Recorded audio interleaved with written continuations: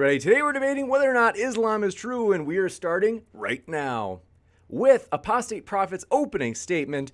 Thanks so much for being with us. Apostate Prophet, the floor is all yours. Thank you so much, James. Thank you and thanks everyone for watching. Thanks for being here. I realized that I forgot again to set a timer, but I think James has that very much under control. I will be making a 12-minute opening statement. Yeah. First off, thank you so much, James, for organizing this. Thank you, Dr. Abdul Majid, for offering this debate and for being here. I really appreciate the opportunity to have a proper, fruitful debate on this. So I want to argue today for the idea, or as I see it, for the fact that Islam is not true, that Islam is false. And I want to start immediately by sharing a presentation in order to get a better understanding of what we are talking about. If you can see me, I'm weird down there in the bottom. That's good. Okay, this is how it works. So we're talking today about why Islam is false. Islam relies on the articles of faith as they are known. Some people know them as the pillars of faith, or the articles of Iman. And these are 6 in Islam: the belief in Allah, the belief in prophets, the belief in scripture, the belief in angels, the belief in predestination, and the belief in the afterlife.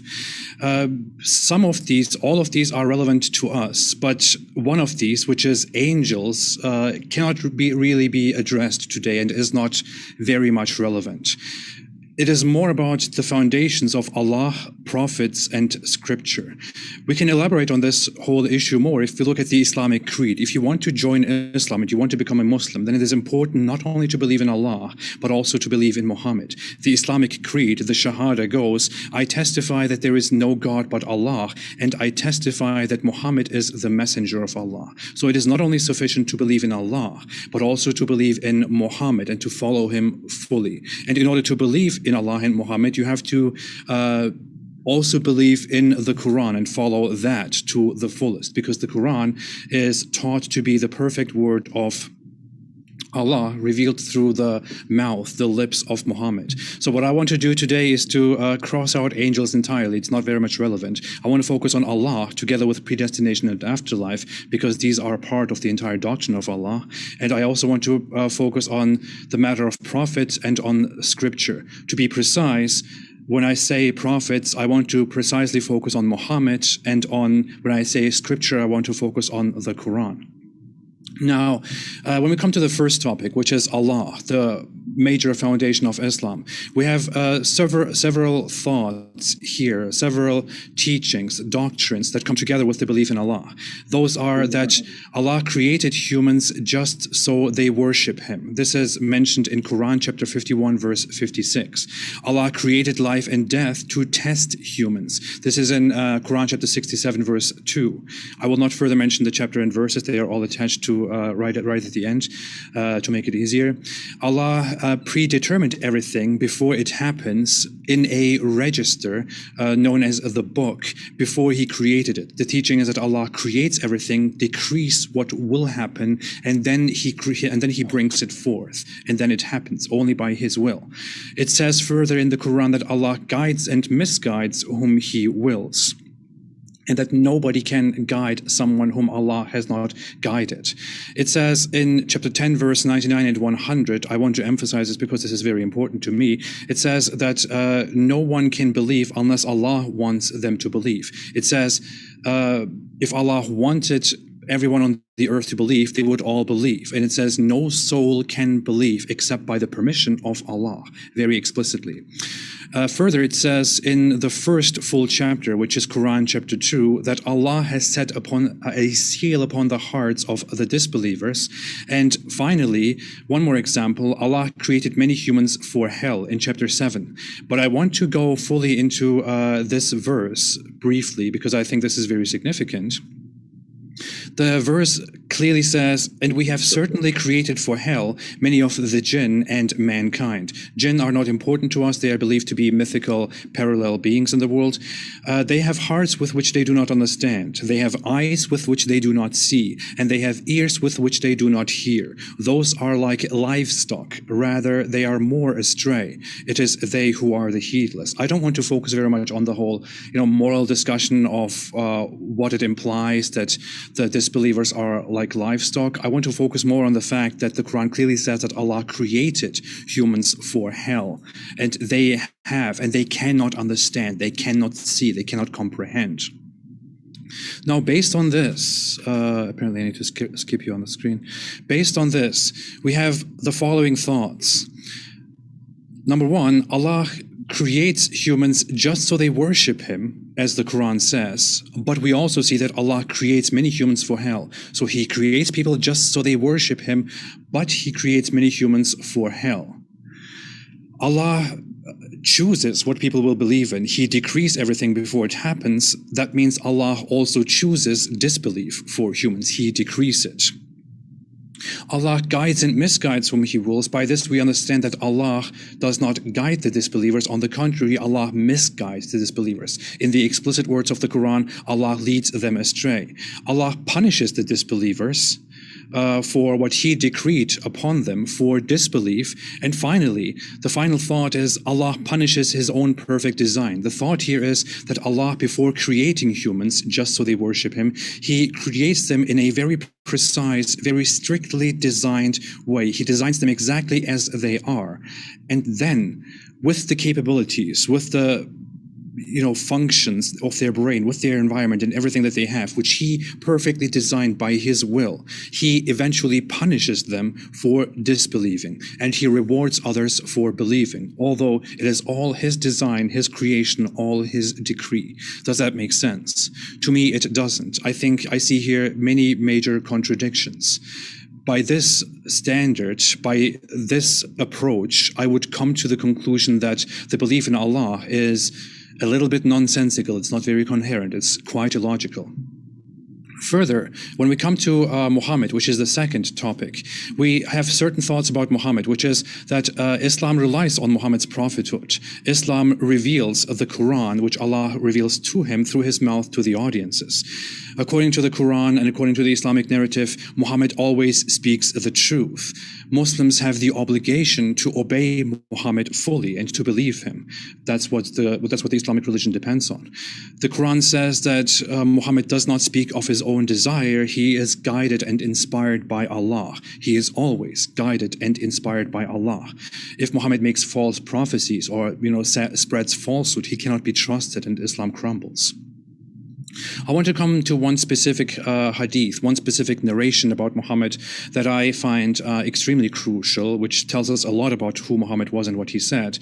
In this narration, it says, a person asked Allah's apostle, when would the last hour come? Thereupon Allah's messenger kept quiet for a while, then looked at a young boy in his presence and said, if this boy lives, he would not grow very old till the last hour would come to you. This is in Sahih Muslim and a very reliable hadith by Islamic standards. So if it is not clear, the people come and ask him about the last hour, which, as it is familiar in the scripture, refers to the day of judgment. He then stops and says, before this boy grows very old, the last hour will come. Now, Muslim apologists have reinterpretations for that, and I'm sure we will get into that. But it is very clear from a plain reading that this is a false prophecy. The last hour did not come. I don't think I have to say that. By this, we can conclude the following syllogism. A, if Muhammad made false prophecies, then he is not a true prophet and Islam is false. B, Muhammad made a false prophecy. C, therefore, Muhammad is not a true prophet. Islam is false. We have, of course, more examples to that, such as that he said, I and the day of judgment have been sent like this, and he made a sign with his fingers, like very close, that soon there will be a huge treasure of gold uncovered by the Euphrates, which will go dry. The Euphrates did not go dry since then. That he said that Jesus will soon descend among you. Islam does take Jesus and reinterprets him. He says that there is a big turmoil at hand. This tribe called Gog and Magog will soon invade the world. world never happened. We don't have any signs of such a thing. He said that the women of the Daws tribe will move around Dhul Khalasa. Dhul Khalasa was a temple like the Kaaba in Yemen that existed that Muhammad later destroyed. So this prophecy is no longer possible. And finally, he also says that the sun will rise from its setting place, which is a completely false description of the world. But we will come to that in the next and final step, the Quran. The Quran, we have certain teachings about the Quran, which the Quran tells on its own. It says right at the beginning, this is the book about which there is no doubt. It further says, then do they not reflect upon the Quran? If it had been from any other than Allah, they would have found within it much contradiction. So by the Quran's own standards, since it is word for word the speech of Allah, if it is from Allah, then it must be 100% true. If there was only one mistake, then Islam is false. Now, we have certain examples. Some of them are very popular. Others are just my favorites. It says in the Quran that semen comes from between backbones and ribs. It says that stars are missiles that are thrown at rebellious devils. It says that the sun runs toward its resting place, literally, which is something that is explained even in more detail by Muhammad. It says that the moon has split asunder, the favorite belief that the moon has split in two in Muhammad's time, which is something that makes no sense because we would have witnesses of that in the 7th century. We don't have a single one. The Quran further doesn't understand the nature of the sun, the moon, day and night, because it makes it look like the sun has its light, the moon follows the sun, the day reveals the sun, and the night covers the sun. And further, it makes another mistake. I forgot to add the source here, apparently, that Jews say Ezra is the son of Allah in chapter 9, verse 30, which is something that comes out of ignorance. There is no such Jewish belief, and it has never existed as far as we know. So the Quran is not a book that is full of guidance. The Quran is a book that is full of some basic ignorant statements, as we can see here. And by this, I want to make the following syllogism. If there's only one mistake in the Quran, then Islam is false. There are many mistakes in the Quran, therefore, Islam is false. I went very quickly through these arguments and sources, but the point is that we have these foundations, the Quran, Muhammad, and Allah, in order to verify whether Islam is true or not. When we analyze these foundations very thoroughly, we clearly see that these sources, these foundations are not reliable. They are very shaky. They rest on very fragile grounds, and once further analyzed, they collapse and crumble, just as Islam eventually then consequently crumbles. Therefore, I would say Islam is false with all the evidence that we have. I think that was 12 minutes, right? That was 12 minutes exactly. Thank you so much. So, thank you very much for that opening statement, Apostate Prophet. And folks, want to let you know, if it's your first time here at Modern Day Debate, we are a neutral platform hosting debates on science, religion, and politics. And we hope you feel welcome no matter what walk of life you are from. Also, my dear friends, we are very excited at the bottom right of your screen next week, a debate on whether or not the Bible promotes slavery. That's going to be an epic one. So don't forget to hit that subscribe button, as you don't want to miss it. And so with that, we're going to kick it over to Dr. Abdul for his opening statement of 12 minutes as well. Thanks so much for being with us, Dr. Abdul. The floor is all yours. Assalamu alaikum wa rahmatullahi wa barakatuhu. And again, the greeting of Musa alayhi salam. Assalamu ala man ittaba'a al-huda. The peace and blessing be of Allah upon those people who follows Allah's guidance. So alhamdulillah, James, if you follow Allah's guidance, peace and blessing be upon you. And I'm not wishing bad for you. I wish good, and future also, I wish that peace and blessing be upon you. And Ridwan, peace and blessing of Allah be upon you too, because we are here to discuss. We are not here to, curse anybody. So that's fine. And the first thing is, I would like to say that I was expecting from Ridwan or James to introduce us about our qualification and the expertise that we are in based on academic education, which I didn't, get from James, but nor even Ridwan. And the second thing which I preferred, that because all my studies is based on my Islamic study from Quran and Hadith of Rasulullah Sallam, and that too in Arabic as a language, I preferred that these verses should be brought in Arabic, and Ridwan would have read it in Arabic so that I can discuss with him in that sense. But doesn't matter what I have to say now, Islam is true. And that's from my perspective, not from the perspective of Ridwan or from James, because yes, that's very true that non-Muslims will never believe that Islam is true. So definitely we have to accept that this is how they believe, and that's the reason they want to prove it, that this Islam is false, and which Ridwan has done in a very short, discussion in the opening.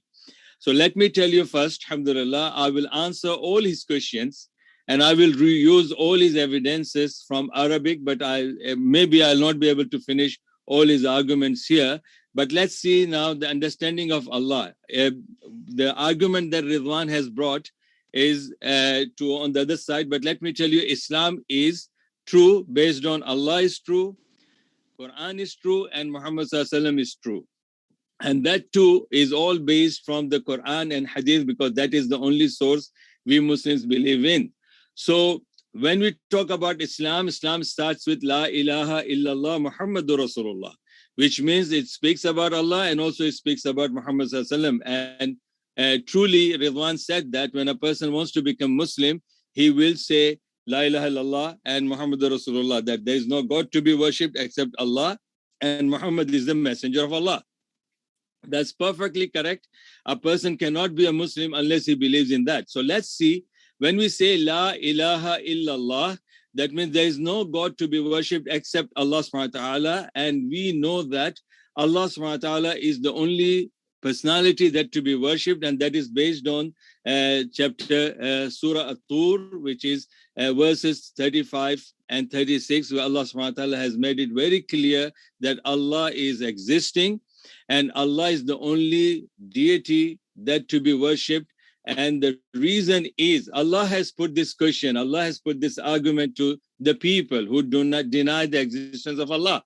Allah has put this argument, Allah has said that, are they created? Let me read that verse to you, all those people. Let me read that verse in Arabic, and I'll give you briefly the explanation of that.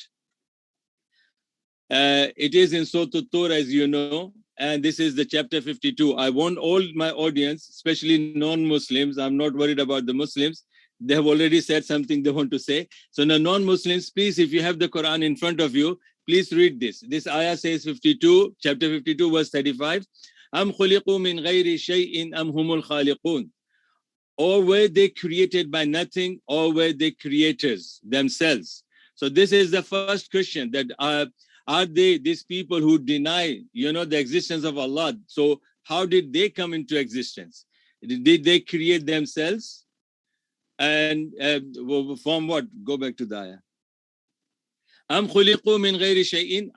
Are they created from nothing? Am humul khaliqun, or are they creator of something? And then Allah says in verse 36 that am khalaqu samawati wal arda. Did they create the heavens and the earth?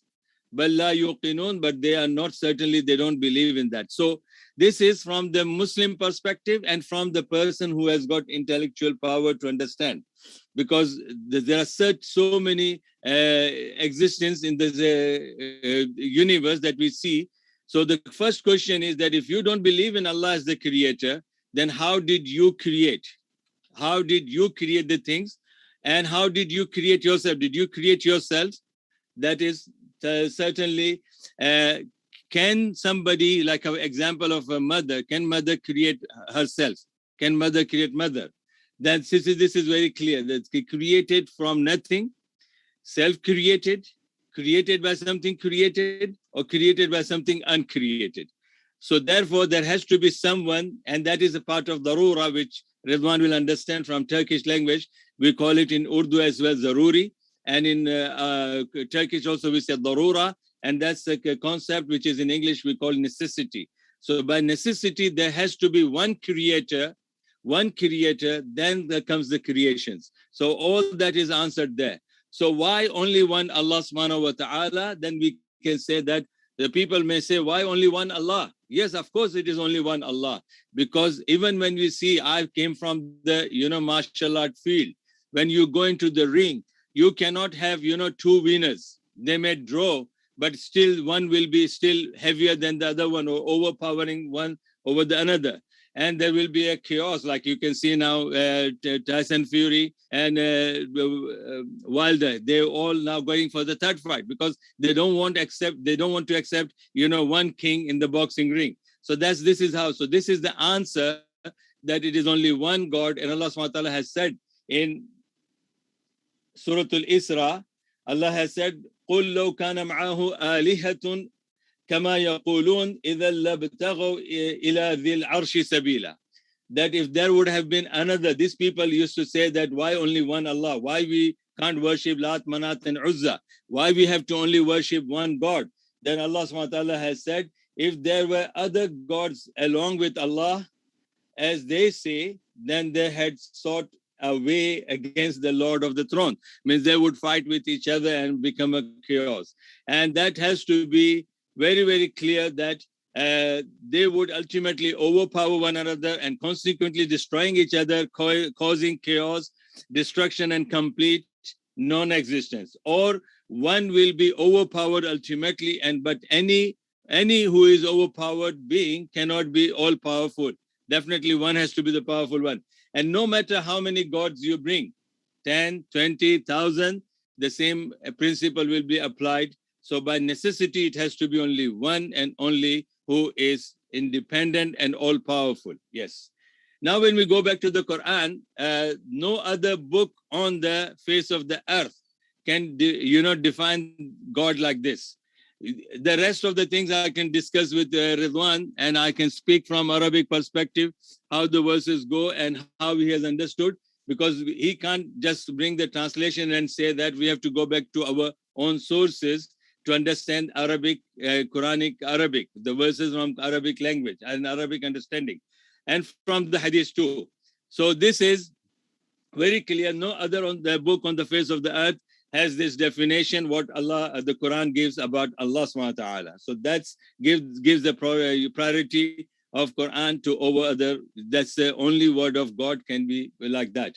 And the oldest testament is the closest for, without falling into contradiction. So there's all the books you will find, they will be having a contradiction. And the most closest book on the face of the earth, other than Quran, is the Old Testament that the Christians are having in their hands. That is Bible. And the Bible too has got the contradiction about the definition of one God.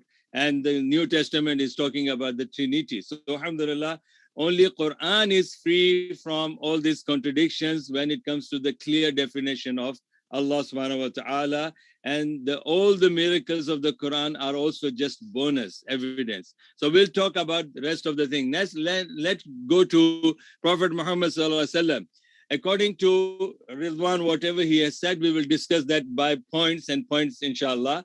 So let's see first. There is no doubt about his existence. Even the non-Muslims have confirmed that Prophet Muhammad was there. And we can see the book that is written in the history, that he is one of the top out of 100. He's the top man who has the name of the book is the 100, a ranking of the most influential persons in history. And that was by Michael, the famous author. And he brought Muhammad on the top amongst the 100. And being a Christian, he brought Jesus in the third number. So that's within itself, in day and age today, it confirms that Muhammad is existing. And he gave the reason why he's better than Jesus.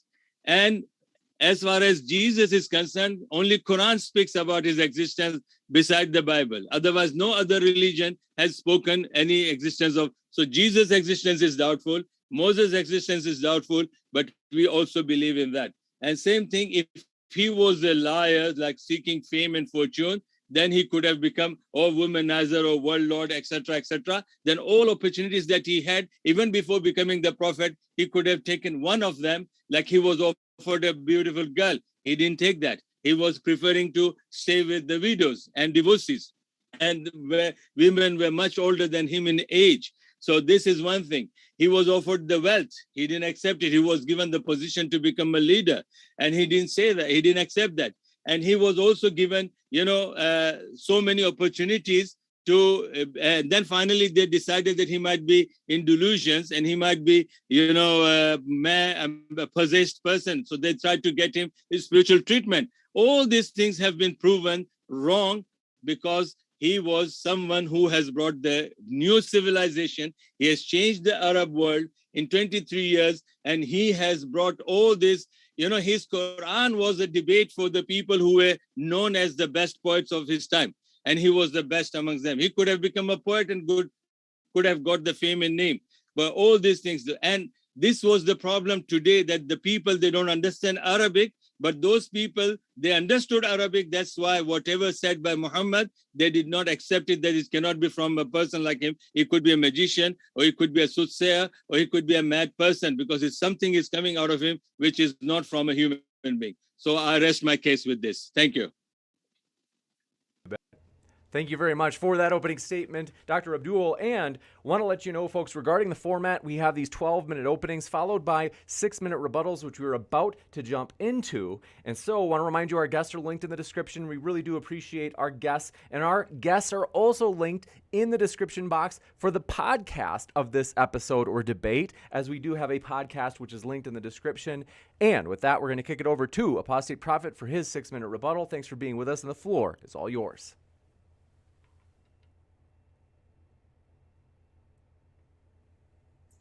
Okay, I had to unmute myself, sorry. So what I got from Dr. Abdul Majid's opening statement is, I didn't get anything, honestly, not very much that I can argue with. He made a few responses to the things that I said. He didn't exactly respond to anything I said as I see it. When it comes to the Quran, he basically said that the Quran is the word of God because it is the word of God. He said that there are no flaws in the Quran because there are no flaws in the Quran, which is circular reasoning to me. I would bring up many flaws, many mistakes, many contradictions in the Quran, but as it seems to me, his intention is simply to dismiss them by either saying, let's read the Quran in Arabic, not in English, which I think is unnecessary, and we wouldn't consider something like that necessary in any other field. The Quran is a book like many others. It is not full of some very secret message that can only be codified, that can only be encoded in its own original language. We use translations and interpretations, authorized translations and interpretations of the Quran by Islamic scholars for 1,100 years, as we use translations and interpretations for many other books in the world. So when we read the Quran and we see many statements therein that are obviously flawed, we have to deal with those. We can't just say, well, you have to read it in Arabic, or the Quran is true because the Quran is true. We have to deal with the subject matter.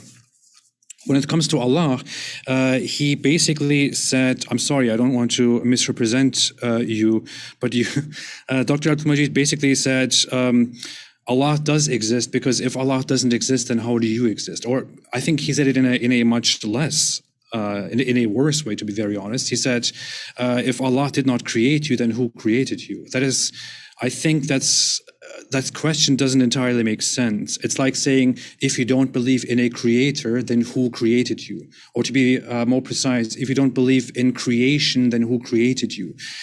I don't believe in creation. So the question, who created you, would not really make sense to me. But then again, that wasn't really the point of the whole discussion around Allah. I don't discuss theism. I don't discuss creation. I don't discuss the origin of existence and the nature of being. That is something that I think is rather irrelevant to the discussion of whether Islam is true or not. If there was a creator, if we did come to the conclusion that a creator exists, then that creator could be anything. It could be an uninvolved, unconcerned creator. It could be the creator of Christianity or of different religions around the world. That doesn't do much to the question of whether Islam is true or not. He basically said Allah exists because Allah exists, but there was no evidence attached to that. His approach to why Allah exists is basically like saying, if there is no thunder god, then who sends thunder? Or jinns, according to Islam, are made of smokeless fire. They are these creatures that nobody sees, and they are made of smokeless fire. And his question would be something like, if you don't believe in smokeless fire, then what are jinns made of? Well, I don't believe that jinns exist, so it would not make much sense to ask me what they are made of. or it would be something comparable to if there is no cycle of reincarnation, then how are you being reincarnated? Well, I don't believe in reincarnation, so I don't expect to give an answer on how the reincarnation works. So I don't believe that Allah exists. I don't believe that Allah is true. I don't believe that the foundations of Allah are solid, are convincing, and I gave many reasons for that, such as that the entire nature and the theology of Allah is flawed. It doesn't make sense for the perfect and almighty and all-knowing Allah to exist, to create us flawed beings, and then to judge us based on what He Himself designed in the very beginning. If I could be convinced that that makes it sense, that that is coherent, then we could talk about the nature of Allah, but we haven't solved that problem, and we can't just skip one major problem and then go on to circular reasoning. When it comes to the issue of Muhammad, Dr. Abdul Majid basically said that there is no doubt to his existence. I agree. I wouldn't say no doubt, but I don't doubt his existence, and I don't argue against the idea that Muhammad existed. Honestly, it's rather irrelevant to me. What matters to me is that we have a character named Muhammad, and whether he truly existed or not is very much besides the point. What matters is all the things that he is supposed to have done and supposed to have said, and whether we can rely on those things or not, whether we can take his prophecies as true prophecies or not. We have a lot of evidence that he made false prophecies. Of course, you could say we have a lot of evidence that he made true prophecies and that he was a good guy, but that doesn't mean much if we also know that he was not such a good guy and that he made false prophecies, which invalidate all the good. If he only made one false prophecy, and we can verify that, then the 99 true prophecies can be dismissed because he made a false prophecy, and we have proof for that, if we have proof for that. When it comes to the whole issue of Muhammad was the most influential character, and that was declared in a list of the 100 greatest characters in history, a list made by Michael H. Hart. It's not something that I consider relevant to the issue, but I still can't help but comment on that. That is only one list of many lists in the world that were made about the most influential or greatest people in the world. That one happens to be one that lists Muhammad as the first. The problem is that this list was made by a person called Michael H. Hart, who is not a historian. He is actually an astrophysicist and also a white nationalist, by the way, who has a problem with Christianity and who therefore wants to divide the influence of Jesus into Paul and Jesus and put Muhammad on top of that. So in Muhammad being a good guy in an environment that is described by Islam as the age of ignorance, the pre-Islamic Arabs who believed in the most ignorant things, is not really proof that he was a truthful prophet.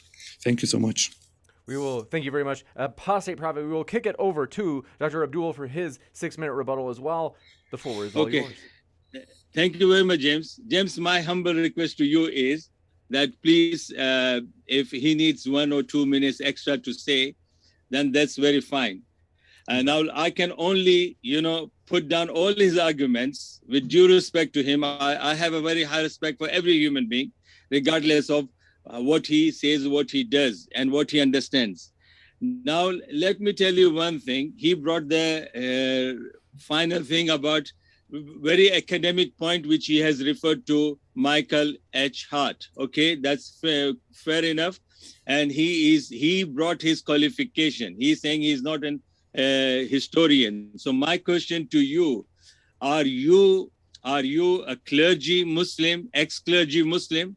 Were you qualified to be an imam and mufti and a scholar to bring these ideas of the Quran? And did you study this from the classical sources and then you understood it that this is wrong from their sources? And if that is the case, then you can object, Mr. Man who wrote the book, okay? 1 out of 100.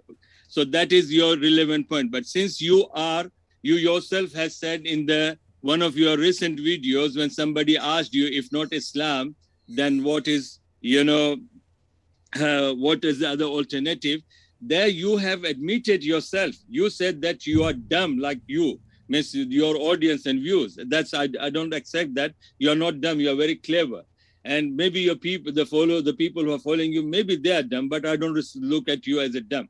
And you are saying you are a simple critic of Islam, which shows that you are not even qualified to be like that. Why I'm saying, because all those questions you have said, I will bring each and every verse and hadith of yours to tell you that you read only the translation of the scholars. You have not understood their commentaries. You have understood it that way. So it is your understanding.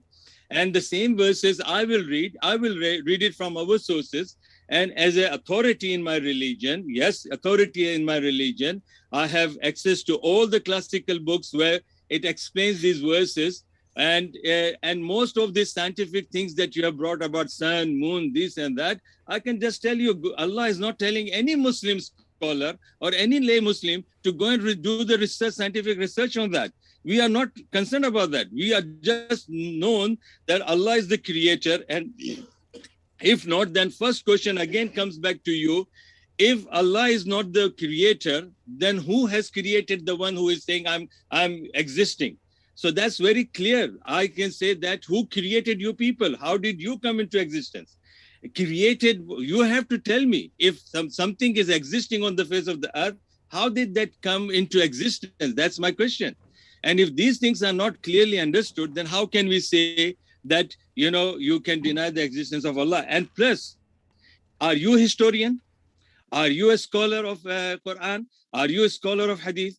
Are you, like you said that in one of your debates, in your question answer, that you were Imam, and you were like, your father was teaching and you were reading Quran, and you also supported someone when Quran was challenging that bring something like Quran. You brought Abdullah Gondal, who can't even speak Arabic properly, and he wrote the poetry, surah, chapter. And believe me, Farid has given the answer to that. But alhamdulillah, I told my team that Farid should have spoken about the grammatical thing of that, because Quran in its language itself is a miracle, which many people, they don't understand. And that's why I feel more comfortable and easy if you would have discussed with me all these verses about Allah. You brought here on the screen, I have made a, screenshot on that, and I'll discuss with that. And I will explain to you, look, and the audience will decide how I understand. And I don't rely on the translation, because English can be, understood in any way. If somebody is saying, okay, this is a Chinese book and read, and somebody may be reading the Chinese book, what's the point of reading the Chinese book if it doesn't understand what Chinese is? So that's the reason I said that I prefer that if you would have discussed, but I will definitely discuss with you. So my points are still there. Prophet Muhammad Sallam was a well-known person. Because you are not historian, and you do not have correct historical base from our sources. That's why you have picked and chose, certain things about a negative of Rasulullah. And you did say in your point that please, before converting to Islam, you must know that Muslims always speak good about Allah, Rasul, and Quran, but there are certain things, crucial things that you should know. So you brought all those things. I can say you are specialized in that. But academically, I can say that, like James is going to do his PhD. Now, James, if he has to, work in the university and teach the subject which he has done PhD in, definitely the university will accept him. If I want to teach Islam, if I want to teach, because my PhD is in business administration, as an academic, I can teach lectures on business administrations, on economics, on finance, all that. But as far as your part is concerned, I think that you have got a list of 13 points, which you have put yourself very clear that you don't stand anywhere, even in criticizing Islam, because you're not even qualified to do that. So, but still, that is your understanding of the Quran and Allah and Rasul. So this is what I wanted to just end up here, that your argument is still baseless, because that is your understanding, and your understanding is wrong. And inshallah, we'll discuss furthermore, inshallah.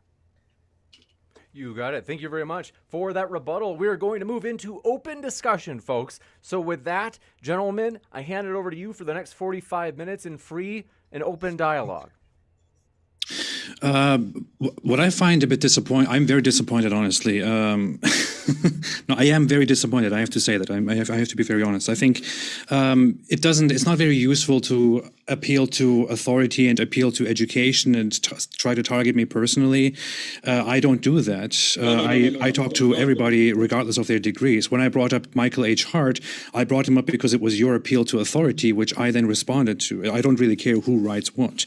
The thing is, it doesn't matter what kind of an education I have. I honestly think that Islam is a very weak topic, and that one doesn't need to be very highly educated in Islam. I am very well educated in Islam, and I keep reading on Islamic Creed and Islamic jurisprudence every single day, and I have been doing so for a long, long time. But I don't even think it is necessary. That is necessary. The issue is that I have presented a lot of points, a lot of arguments, and a lot of evidence, and people are, the audience is waiting for the evidence to be refuted and responded to.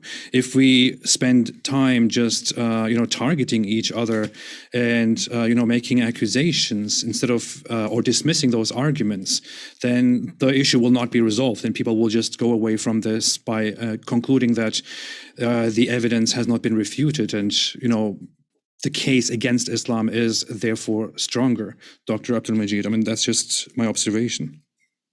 No, Ridwan, please, honestly, as I said that you're Olu, that means you're just like a son to me. I respect you for that, okay? Second thing, I didn't discredit you. You just brought the man and you compared his faith.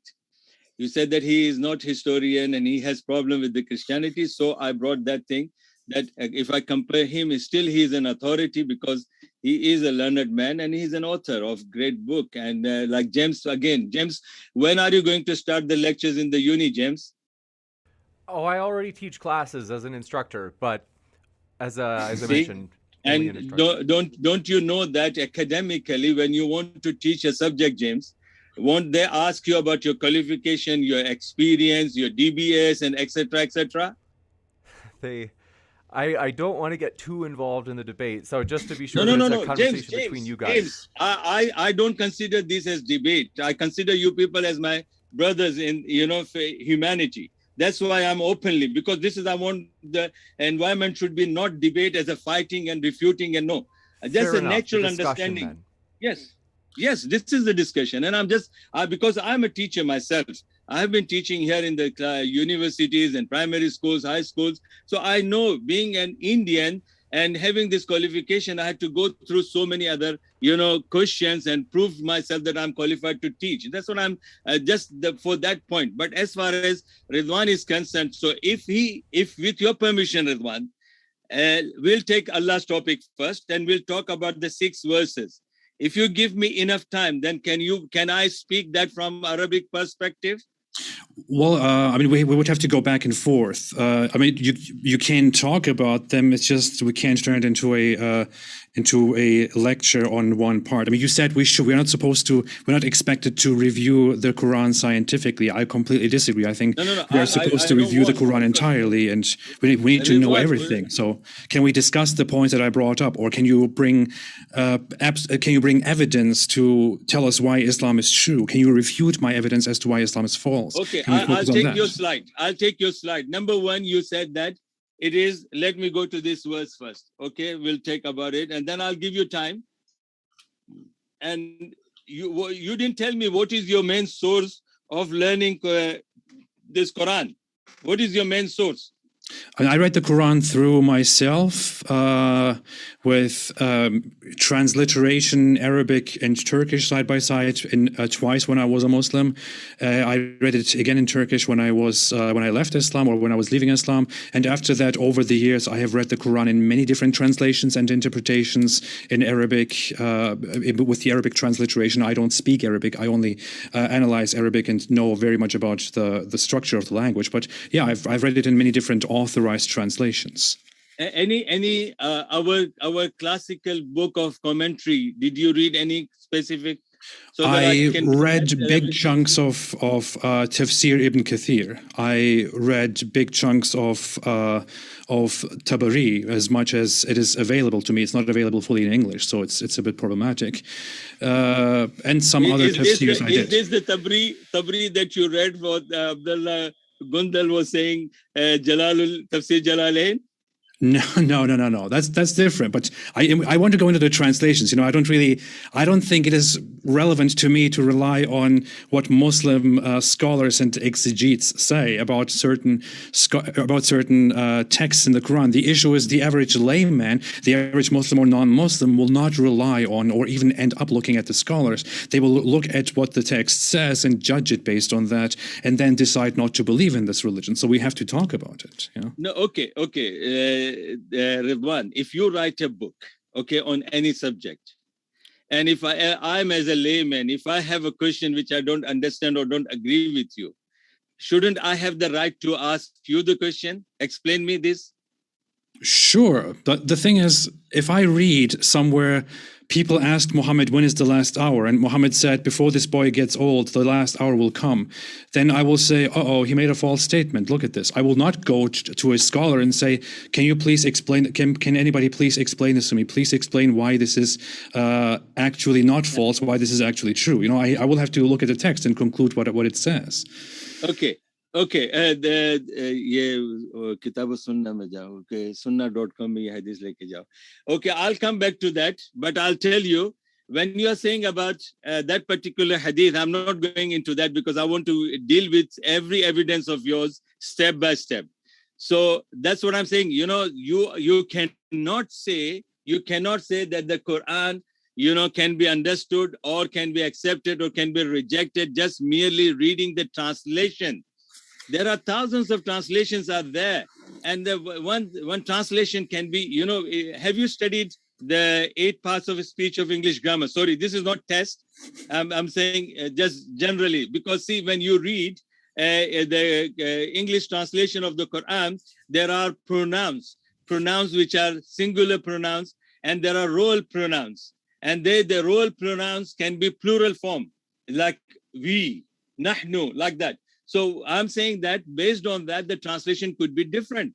And in English, we have dual and singular and plural, but there is no specific word to define numbers two, like two things, dual.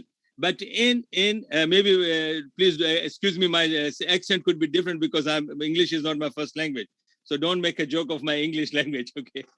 No okay. problem. Second thing, in Arabic we have when we say one pen, qalamun. When we say 2 pens, we say qalamani. When we say more than 2, we say aqlam. So in Arabic, the translation cannot be a reliable source.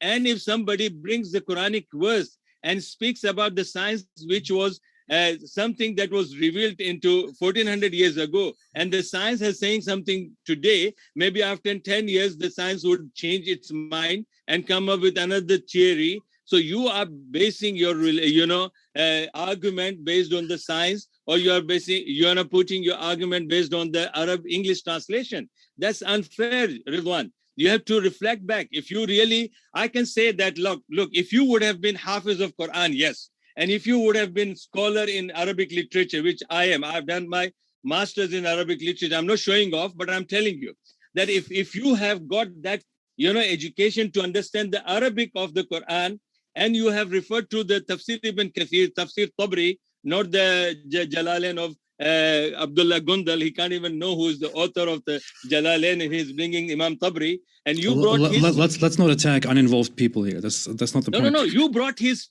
surah. You brought his surah to defend the argument that the Quran chapters can be produced. And I thought that, Ridwan, if I had your personal number, I would have explained to you, Ridwan, this is a serious grammatical mistake in his first verse. So, okay, let's go to the so here is the issue, Dr. Abdul Majid. Here's the problem. What you're suggesting is basically we have many authorized Quran translations. Some of them were authorized by very high Islamic authorities. We have Sahih International, we have Pictol, we have, Muhsin Khan, we have all these English translations. We have new ones that are, MAS Abdul Halim or whatever it's called. We have these very authorized, very, good, accurate translations of the Quran. We have translations in different forms. These are authorized. You are basically trying to dismiss the authorized certified Quran translations. No. On the other hand, it a little bit absurd to expect that in order to understand, in order to judge, and in order to believe in the Quran or disbelieve in the Quran, we would have to read it in its original language. That's an unrealistic expectation. The vast majority of Muslims don't speak Arabic and don't understand Arabic. People who convert to Islam don't understand Arabic. Most Muslims don't understand Arabic. It is you would have to rely on certain people who can tell you anything. No, because Ridwan, if they don't know, I know so many. I'll speak with those verses. Please give me time. I'm not escaping. I'm not running, and I'm. The thing is, we should focus on the evidence instead of trying to argue about the issues around it. Based on the translation, that's what I'm saying. So okay, then let's talk about your interpretation of it. Yes, you are, and the translation will not give you something that has been revealed 1400 years ago. Okay, then tell me where it's wrong and tell me the correct version of it.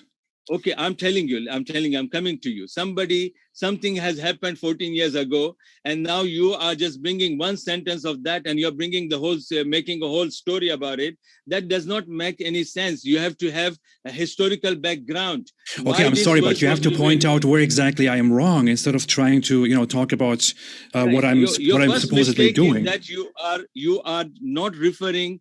You can read the Quran and you may understand, but you can say I don't understand it. So how can I make you understand if you don't go to the main sources? Now, then why are we debating? And why are we debating, Dr. Abdul Majid? If you're just going to say we can't understand it, and that's how we just move on with it, then why are we debating here? Will you respond to the issues? No, Ridwan, since you said this, I'm coming to it now. Okay, let's go. Let's have a proper, give and take. You have brought this Surah Al-Dhariyat, chapter 51. Yes, it is. Chapter 51, verse 56. Chapter 51 and verse 56. وَمَا خَلَقْتُ الْجِنَّ وَالْإِنسَ إِلَّا لِيَعْبُدُونَ. It is very clear, I believe, that Allah is the creator, and Allah created the jinn and ins to worship him. So what's the problem with this? It's clear. You tell me what was the problem with this. Let's understand verse by verse now. The problem with this is that this is not solely on its own a problem. This is a problem together with the other verses connected. Because this verse says Allah created humans just so they worship him. But then we also find in the Quran that Allah created humans for hell. Allah decreed disbelief and so on. So my question would be, if Allah created humans just so they worship him, then, mindlessly, then why did he create humans flawed? Why did he design humans? Why did he decree disbelief for them? And why did he create many of them for hell? If worship is his mission, then why do all these things? It doesn't make sense. That's a contradiction in and of itself. Okay. The first question about this, first objection about this. Let's start with this. That Allah created the people, jinn and ins, to worship him. Okay, so what's your first objection? Why did he create them, and why is he going to punish them then? That's the thing. It is, if he created humans to worship him, then why did he create people who will not worship him, and why did he decree disbelief for them? Okay, is that the only question? Now, that's the first question of many. First question. Okay, now tell me, suppose if you are registering or enrolling in the university, and at the first gate you are told, now because you don't have Islamic background to tell me that I understood this from your sources. So I'm telling you, like, for example, if you go to a university and the principal or the head of the university says that, look, to enroll in this university, you have to maintain this criteria. And one of the criteria is that you have to attend the class, you have to attend the lectures, you have to attend all the courses, and then you have to attempt the exam. And if you don't, then the consequences will be XYZ. Is that wrong if you failed and you didn't mention that? Is that wrong? That doesn't answer the question, because the problem here is there's a huge difference. I see the university, I go to the university willingly, I know the rules of the university, I know the principle and the tests that are given to me, I know what will happen if I fail the test, and so on. When it comes to Islam, It is only a belief, only a claim. I don't see Allah. I don't know that Allah does indeed exist. I don't know if the test is exactly as it's told. I don't see the results of the test. So this is a completely false comparison. And on the other hand, the university only prepares me for something that they have to do. Whereas Allah is almighty, all-knowing. He wants to create humans just so they worship him, but then he goes ahead and creates people who will not worship him. No. He didn't create the people. You bring me one verse in the Quran where it says that he will just merely gonna put some people in the hell. Now that's a challenge to you. Bring one verse from the Quran where the verse that you have quoted 6 verses doesn't say anything exactly what you're saying. Let's see now. This is my challenge to you. Okay, very easy. Quran chapter 7, verse 179, it says, "And we have certainly created for hell many of the jinn and the mankind. They have hearts with which they do not understand. They have eyes with which they do not see, and they have ears with which they do not hear. Those are like livestock, rather they are more astray. It is they who are the heedless." I repeat the very beginning, "And we have certainly created for hell many of the jinn and the mankind." Why? Why? What do you mean, why? Why Allah created, why Allah is going to put them in the hell? You're missing the point in the verse. Tell me about it. Now Allah gave them the eyes to recognize the truth. And this is the same thing, the university gave you the principle, you don't want to follow the principle, and then you fail. So if you have failed, then you have failed. So Allah gave you the eyes to find the truth, see the truth. Allah gives you ears to hear the truth. And Allah gave you the heart or intellectual to accept the truth. And if you don't, and then you are expecting Allah to hug you and say, okay, come on, Ridwan, chalta here, no problem. No, you can't expect Allah to do that. And why Allah is only choosing them and not those who are obeying Allah's command? Why?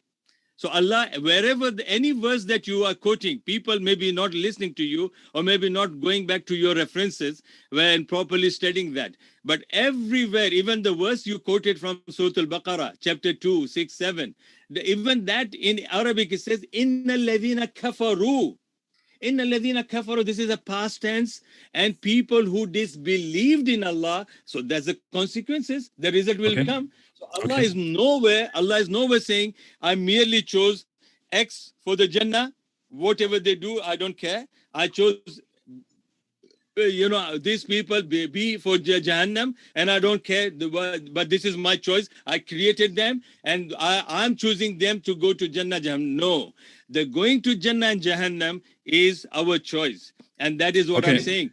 The people going to the university, passing, failing, it's their choice, their way. They do it. You're missing the point. You're not responding to the question. Again, as said, the university is a false comparison because I know about the university, I know about its laws, I know about the test, I know about the consequences. When it comes to Islam and Allah, it is merely a belief. It is something that I'm supposed to believe in, supposed to be convinced by. I don't actually see what is expected from me and what the consequences of it are. Secondly, it is a false comparison because, as said, the university is something that is necessary in an environment in order to take you somewhere.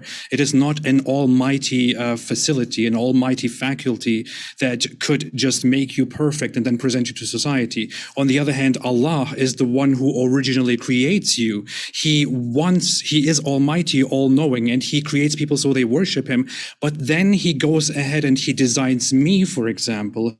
He designs me exactly as I am, with my brain, with my eyes, with my capabilities, with everything, and my environment in such a way that I will be eventually unable to believe in him and eventually make the mistake of not believing in him and go to hell. This is what he created. So he punishes me for his own creation and his own decree. My capabilities were created entirely by him because everything is his creation, and my choices in life were entirely decreed by him because everything is his decree. Nothing that I do can logically be outside his design, outside his creation, outside his decree. So if Allah wants to create humans just so they worship him, then why doesn't he just create people who worship him and instead creates people and designs them for disbelief and consequently for hell? Okay. Do you have a pen and paper, please? Sure, yeah. Okay. Chapter Hud. I'm giving you answers for all the questions and objections that you have asked about Allah. chapter Hud, which is chapter 11 and verse 119. Okay. Okay. It says, إِلَّا مَنْ رَحِمَ رَبُّكَ وَلِذَلِكَ خَلَقَهُمْ وَتَمَّتْ كَلِمَةُ رَبِّكَ لَأَمْلَأَنَّ جَهَنَّمَ مِنَ الْجِنَّةِ وَالنَّاسِ أَجْمَعِينَ. The last part is yours. And the first part is supporting me. And this is very clear. Except him on whom your Lord has bestowed his mercy. Except, you see, Allah is saying that there are followers of shaitan and they followed him instead of following Allah. And this is not, Allah is not saying what Allah has destined for you. Allah has already, and I'll bring all these evidences to answer your question. This ayah, it says that Allah created all the people to believe in him. He has not, created them to disbelieve in him. And this verse says that, and what is the proof for that? وَلِذَلِكَ خَلَقَهُمْ. Allah has created them so that they believe in him. Your understanding is wrong from one verse. You are saying Allah created them for Jannah and Jahannam. No, Allah didn't create anybody for Jahannam. This verse is the answer to your argument, where Allah says, "Inna illa man rahima rabbuk," except those people upon whom Allah shows his mercy. And I pray to Allah that may Allah have mercy on you and James too. James, please, I'm very friendly, okay? Don't mind for my compliments. Okay. Dr. Majid, did Allah, can I ask you some very quick, brief questions? No, let me finish this point. Oh, sure, go ahead. Please, I'll give you enough time. I told even James that if you need more minutes, you can take my minutes. I'm that generous, because big guy with 22 stones, I have got enough heart to take you. Because what you have done, I don't want to discuss that, but still I say that I ignore that, and that is, it's all right, no problem. وَلِذَلِكَ خَلَقَهُمْ. Allah has created them for that purpose. That means Allah created them to worship him and to bestow his mercy upon him. وَتَمَّتْ كَلِمَةُ رَبِّكَ. And also Allah has declared his declaration that there will be people who will be of this kind and there will be people of other kind. Then Allah confirms those people who were followers of Satan, لَأَمْلَأَنَّ جَهَنَّمَ مِنَ الْجِنَّةِ وَالنَّاسِ أَجْمَعِينَ. Definitely, amongst those who will follow the Satan and go away from Allah's mercy, they will go into the Jahannam. Okay, this is one answer. Now I want you to reply to this if you can. Okay, sure. I want to ask you very quick questions, Dr. Abdul Majid. Did Allah create everything, yes or not? Yes or no? Yes. Okay, did Allah design everything, yes or no? Yes. Did Allah decree everything before he created it, yes or no? Yes. And I can give you all the verses to prove that. Fantastic. So according to the Islamic belief and according to you, Allah created everything, Allah designed everything, and Allah decreed everything. One final question is anything outside of Allah's creation and decree? No. Okay, so nothing is outside of Allah's creation and decree. But Allah wants us to believe in him, and he created us just to believe in him. So let's get this straight. Allah creates everything that happens. Allah designs everything. Allah decrees everything. And nothing is designed, created, and decreed outside of what Allah has designed, created, and decreed.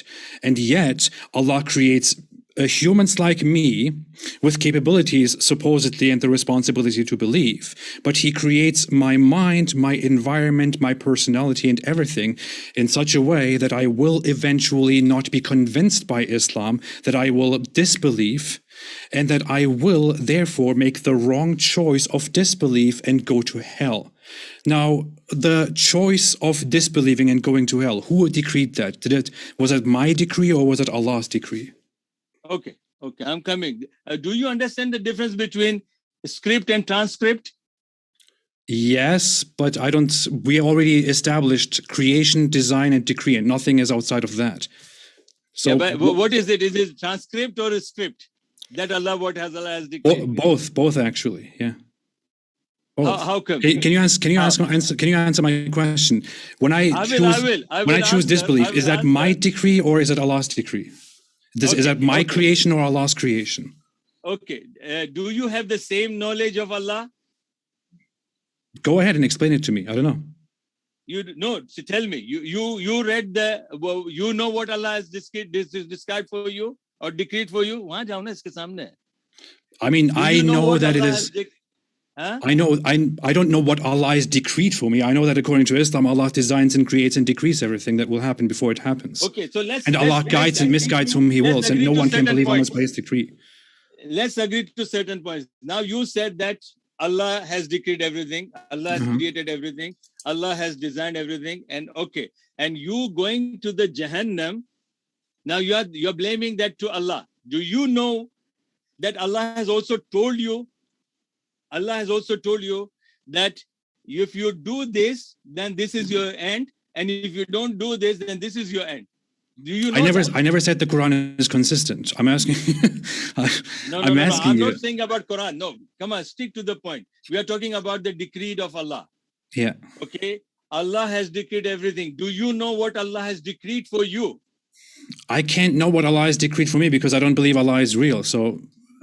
Yeah, so that means now you are choosing, whatever you are choosing is your choice, because you don't know whether Allah has decreed or not. For me, if you ask me, do you believe in Allah? I'll say, yes, I believe in Allah. Do you believe in the decree that Allah has made, a script or a transcript, which you are saying both are same, which I can say even James will correct you, it's not same. Transcript. No, I say within the context of Islam, it's the same. No. Dr. Abdul Majid, did you decree that you would believe in Islam, or did Allah decree that you would believe in Islam? What? Did you decree that you would believe in Islam, or did Allah decree that you would believe in Islam? I have a reason to believe in Allah. Okay, but did you decree this, or did Allah decide this? I have a reason to follow Allah's guidance. I understand that, but did you decree and decide this, or did Allah decree and decide this? I don't know what Allah has decreed for me, but Allah told me what to do. That's my argument. Okay, I'm not blind. No. I'm not blind having eyes. I'm not deaf having ears. And I'm not dumb having brain to understand. So my thinking is that Allah decreed something for me, but I don't know what.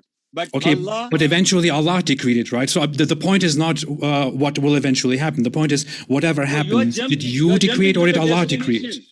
Ridwan, you're going to the destination, yet you have not chosen the route. But that's what matters. Is it Allah's decree or is it your decree what eventually happens? No. Why you're talking about Allah now? I said to you, I believe this is Allah's decree. But Allah is not saying, okay, I decreed, Jahannam for Abdul Majid and Jahannam for Ridwan. Allah didn't say that. Okay, but I'm asking you. But I'm asking you. Is decree a script? But I'm asking you, let's say hypothetically that you will end up with belief and you will die as a believer. Was it then your decision and decree to believe, or was it Allah's decision and decree? Ridwan, I already answered you. What is the answer? I don't hear the answer. I already answered you that whatever Allah has decreed, I have not a single doubt about it. But what Allah has decreed for me, and I challenge you, what Allah has decreed for you, nobody, even the third party, cannot say. So I understand that. I understand that, but you're not answering my question. Let's stop here. No, you're not answering my question. I want to ask you. I'm coming. If hypothetically you believe, is it your decree or is it Allah's decree? It is Allah's decree, yes. Okay, fine. So it is Allah's decree. So that means Allah Himself decided what will happen. Allah Himself decided whether you will believe or will not believe. So it is Allah Himself who has made that choice. What did Allah decide? No, what did Allah decide? How can you say Allah decided believe or not believe? I'm not saying He decided. I'm saying I'm presenting a hypothetical. If we are talking about somebody who ends up believing, then according to the Islamic narrative, according to the Islamic belief, logically, it has to be that Allah decreed that this person would believe, or Allah decided that this person would believe. If the person has any choice in that, if you decide or decree something, then that means that is outside of Allah's decree. That makes no sense. That is incompatible with the Islamic belief. Should we base our argument on hypothetical understanding, or yes. should we base our argument based on the evidence? No, we should base it on the hypothetical. That's how we are supposed to argue about this. If hypothetically somebody believes and dies with belief, then we have to discuss this in order to understand the logic, whether the belief was the person's decree or whether it was Allah's decree. I think we already have the answer. It was Allah's decree, which supports my point. You are confusing people. Maybe I think because you yourself has got this wrong understanding. You are saying that if I disbelieve or if I believe, is Allah has decided for me. What is the proof for that? Give me the evidence. That's what I'm asking you. I already asked you if everything is Allah's creation, design, and okay. I asked you, what do you know about Allah? What Allah decided for you? Let me ask this. If I choose, okay, let's forget about that. How about this? I chose to disbelieve in Allah, right? I chose to disbelieve in Allah. Was that my decree? Was that outside of Allah's decree? It's your choice, and Allah will not do wrong to you. Ridwan, okay, but was that outside of Allah's decree? Was it my decree alone? Ridwan, if Allah wants to punish me now, Allah can punish me. If Allah wants to send mercy to me, He can do that. No, listen, Ridwan. That's my point, but you're not answering my question. That's the issue. Was it my decree or not? Yeah. So why you chose that? Why you chose to be of that? It doesn't matter why I chose it. It doesn't matter why I chose it. I'm asking you, was it my decree? It doesn't matter. No, why it doesn't matter? If it doesn't matter you for what you're choosing, then it shouldn't even matter you to question Allah in the first place. Dr. Abdul, you're not answering my question. I'm answering your question. I'm saying was it my decree? Was it my decree to disbelieve outside of Allah's decree? Was it my decree? No, it's not. So, okay, it is Allah's decree. So everything is Allah's decree. That means even if I have a final choice to disbelieve and go to hell, then that was decided by Allah beforehand. It wasn't decided by me. Because it doesn't matter why. It doesn't matter. To choose your final choice? No, it doesn't matter why. That's not the point, Dr. Abdul Majid. No matter what it is, even if it's out of ignorance, if I eventually choose disbelief, then that means that was decided by Allah Himself at the very beginning before I made the choice. Gentlemen, just because it's getting heated, and I know that you guys are both passionate, and that's what we appreciate, because there's nothing worse than two debaters that lack passion, but you guys definitely have an abundance of passion. I just want to be sure that we get to hear from each of you plenty, so that as the guests want to hear from you guys, so that there's not too much interrupting. Go ahead. I think Dr. Abdul, Ridwan. Yes, Ridwan, my question is that you are choosing good or you're choosing bad, and then you're blaming Allah. And at the same time, you're saying you don't know. You're saying at the same time, you don't know. Whatever you're saying to me about Allah, I said yes. But you are not letting me complete this. You are let me complete. Go ahead, complete it. I believed in what Allah has decreed, and it is a decree is not the script. It's a transcript. Remember that. You have to understand there is a big difference between script and transcript, which you have to understand. I'm not here to educate you. You are much knowledgeable than me, I admit, in the front of the audience here. Okay. Second thing, Allah has designed, Allah has decreed, Allah has decided, and Allah is saying that these people will go to Jahannam due to X, Y, Z reason, and that reasons are told. A person will go to Jannah due to X, Y reason, and that reasons are told. Now, the reasons are told. And my question was that I don't know where I will go, but I was told that take this route or that route where you will reach to your destination. That's simple for me to understand. But you're just reaching to the destination by your own choice. And then you are saying, this is what Allah has given to me. No, Allah gave you two choices. And you are finally choosing one. So why you are blaming Allah for that? And plus, you don't know what Allah chose for you. Okay, thank you so much for that. Again, I think it doesn't answer the point at all. Here is the issue. You say Allah decrees everything, and you believe in that fully, and He creates and decrees everything. Thank you, by the way. And Allah decrees the reasons. Allah gives us reasons. Eventually, based on Allah's creation and decree, we come to a certain choice that we make between belief and disbelief. Allah created those choices, and the problem is, if Allah created, designed, and decreed everything, then Allah created me just the way I am. Allah designed my brain and my mind and all my functions and capabilities and my environment, everything that influences me. And finally, even if we come to those two choices in the end, if I make the choice to believe or if I make the choice to disbelieve, the eventual choice is also Allah's decree. If I truly have a choice, if I truly can choose independently between belief and disbelief, then that means I am making a choice that is outside of Allah's decree, outside of Allah's creation, outside of Allah's design. If I make a choice, and if Allah created everything, then that means He must have also created my choice to make that choice. Allah must have decreed long before it happens that I would make that choice. Whether it is the right choice or the wrong choice, it is Allah's decree. Can we agree on this? If I make a choice independently from Allah's decree, then that means I acted outside of Allah's creation and outside of Allah's decree, which would be in contradiction with everything that you believe. Allah gave you the choice. Allah gave you the choice.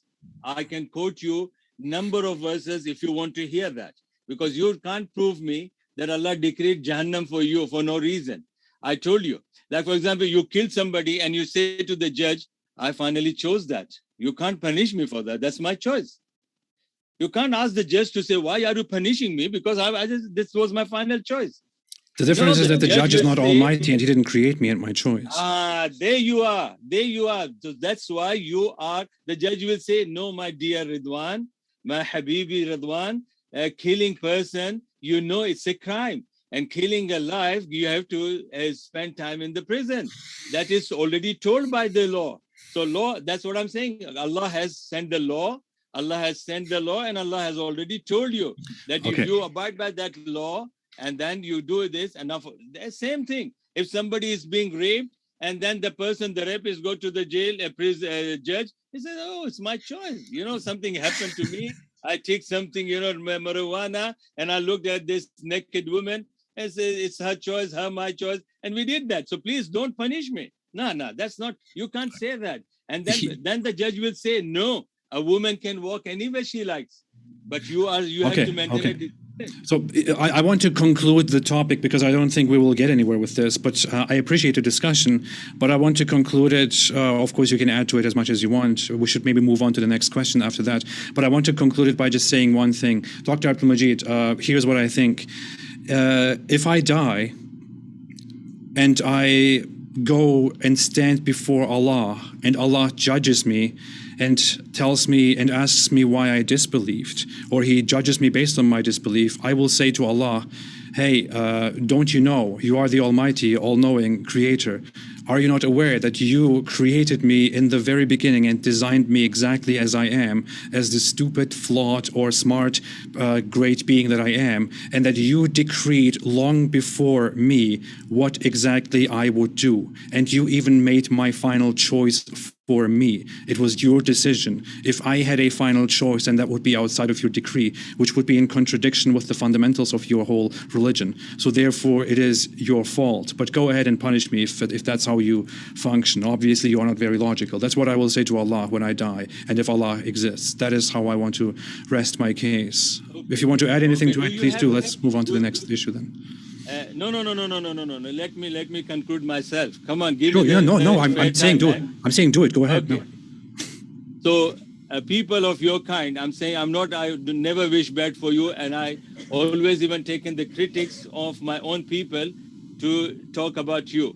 When I addressed in my few videos, I addressed you and David Wood as brother, and they told me, how can you call somebody as a brother? Yeah, somebody who is urinating on the Quran and kicking the Quran. I said, no, that's their choice. I don't mind. But they are my human brothers. I will address them as human brothers. I don't want to disrespect them. So then they even told me that you're going to call somebody as your brother who abuses your mother and your daughter. I said, forget it. That's their choice. So what I'm saying now, to answer your question, first of all, there will not be any communication between you and Allah. I can certainly say that from the Quran when you believe like that. Okay, so you have no way to blame Allah. But I have the answer for your question. It is, let me take you to the one surah, which is 67, please, if you have the Quran. Yeah. 67. Chapter 67. And I will read it to you, and inshallah, you will know this is the answer for your question to Allah. Allah subhanahu wa ta'ala is saying, وَلِلَّذِينَ كَفَرُوا بِرَبِّهِمْ عَذَابُ جَهَنَّمْ. This is verse 6. that for those people who have disbelieved, okay, which I'm not saying you, but if you are saying, if you want to die like that, it's up to you, your choice. Those people who disbelieved in their Lord, they will have the punishment in the Jahannam, وَبِئْسَ الْمَصِيرِ, and it is the worst indeed that destination. Then, إِذَا أُلْقُوا فِيهَا سَمِعُوا لَهَا شَهِيقًا وَهِيَ تَفُورُ. When they are cast therein, they will hear the terrible drawing in of its breath as it blazes forth. تَكَادُ تَمَيَّزُ مِنَ الْغَيْظِ كُلَّمَا أُلْقِيَ فِيهَا فَوْجٌ سَأَلَهُمْ خَزَنَتُهَا أَلَمْ يَأْتِكُمْ نَذِيرٌ. It almost burst up with fury. Every time a group is cast therein, its keeper will ask. Okay, so you will not gonna ask Allah. Allah will not give you opportunity to ask Him. If you are dying like this, Ridwan, I wish good for you. I wish best for you, inshallah. But Dr. Abdul Majid, I think we should conclude this. We are going on that forever. We're wasting a lot of time. The issue is, very nice words, but I'm not impressed by it. I don't think it makes sense. The answer is coming. Sure, go ahead. Go ahead. If you want to discuss with me, I told you I'm an academic and I want to discuss point by point. Bringing all the 1,000 verses and not even one is understood, then that's not point. You can bring the whole Quran. It has got 6,000 verses plus. Okay, then it says, its keeper will ask, did no warner come to you? So Allah has sent the warner to you. Okay, so no, it hasn't come to me. You can't say that this is Qalu, yeah. I came to has you not now. come to me. I'm sorry. a warner to you. No, I'm warning you. You're a prophet? Indeed, yes, I'm a warner to you, my brother. My brother, I'll tell you, I'm a warner to you. Listen to these verses, and then you can say whatever you like. وَقَالُوا بَلَا قَدْ جَاءَنَا نَذِيرٌ فَكَذَّبْنَا وَقُلْنَا مَا نَزَّلَ اللَّهُ مِنْ شَيْءٍ إِنْ أَنْتُمْ إِلَّا فِي ضَلَالٍ كَبِيرٍ. Indeed, the warner came to us. Abdul Majid came to Ridwan, and Ridwan was warned. But Ridwan said, Abdul Majid, you are a liar because I don't believe in what you believe in Allah. I wouldn't say that. Allah. Yeah, okay. وَقُلْنَا مَا نَزَّلَ اللَّهُ مِنْ شَيْءٍ. And I say Allah has not revealed anything because Allah is false. In antum illa fi dalalin kabir. You people are in a biggest loss and biggest, in a lost world. وَقَالُوا لَوْ كُنَّا نَسْمَعُ أَوْ نَعْقِلُ مَا كُنَّا فِي أَصْحَابِ السَّعِيرِ. And you will say, and people of your kind, subhanAllah, I don't wish anything bad for you, but people will say, Allah, if we would have listened to them, that's the reason why Allah gave you the ears and you became deaf. So Allah gave you the ears and you listened to it, and Allah gave you the brain to understand. You understood. Now you are saying in the hell you are saying, if I would have heard, if I would have understood, I would not be in this place. فَاعْتَرَفُوا بِذَنْبِهِمْ. They have admitted their sin and their mistakes. فَسُحْقًا لِأَصْحَابِ السَّعِيرِ. So they should be put in the hellfire. So Dr. Majid, we can move on. Thank you. I appreciate your knowledge. I respect your knowledge. And thank you so much for your nice words. The issue is, you may consider yourself a warner. I warned you, man. I warned you. You might think that you have warned me appropriately. Unfortunately, it's not you. It is the Quran. It's not impressive enough. Today when you sleep, you'll get nightmare. No, unfortunately it's not impressive. I'm not moved by it. I'm not impressed by it. I'm not intimidated by it, because to me it just seems illogical. It doesn't make sense. And I'm not saying that you are illogical. I'm not saying that you are a liar. That's not what I'm saying at all. Please don't get me wrong. I'm just saying that the source material, the Quran, is unfortunately not good enough, and I don't see the logic in it. I mean, but we can move on from that. I think we could discuss about this forever. But the whole issue about Muhammad being a false prophet, and according to you, a true prophet who has made prophecies, and according to me, has made false prophecies. Is there anything that you want to add to that? For example, the whole question about when people came and asked about the last hour. How is it in Arabic? The Kumus, I don't know, whatever is mentioned. Okay, that's exactly what's mentioned there. So the last hour, within context, in other hadith, explicitly with the same words referring to the day of judgment. People ask him when the last hour will come, and he keeps quiet for a while. Then he looks at a young boy in his presence and says, "If this boy lives, he will not grow very old until the last hour will come to you." That's what he says in Sahih Muslim, book 54, hadith 172, and also in many other related hadith. hadiths. This is, to me and to many people on a plain reading, a false prophecy. Okay, Ridwan, do you want to discuss about this? And if I say something about this hadith, I'm not convincing. I always in my Jummah khutbahs, I say to the people, even the Christian scholars, they attend my Jummah khutbah, they come before the adhan and they attend my Jummah khutbah. I tell them I'm not convincing you guys. I'm conveying what I believe. Okay, sure. No, that's now fair. let me tell you, you are quoting this hadith, which is, I'll tell you this hadith, and now I'll take you to the hadith. Now let's understand. You are pulling me to a right field. You know, got you about are, a minute left. I'll give you the last word, Dr. Abdul. And so maybe if you can wrap it up in maybe a minute to 2 minutes at the most in answering Apostate Prophet's question, and then we have to go jump into the Q&A. Okay, this hadith is not from one book. I'll tell you, this hadith is found in different books of hadith. And this book, I'll tell you, I'll quote you the narrations, and this hadith is not talking about the day of judgment. It's talking about the death of the people. It's talking about the death of the people, and we as Muslim traditional understanding of our scholars and our religion, that a person when he dies, that's his qiyamah starts. And this is what Rasulullah Sallam was referring. And you see the last part of Anas in the same quotation of yours. قَالَ أَنَسٌ ذَاكَ الْغُلَامُ مِنْ أَتْرَابِ يَوْمَئِذٍ.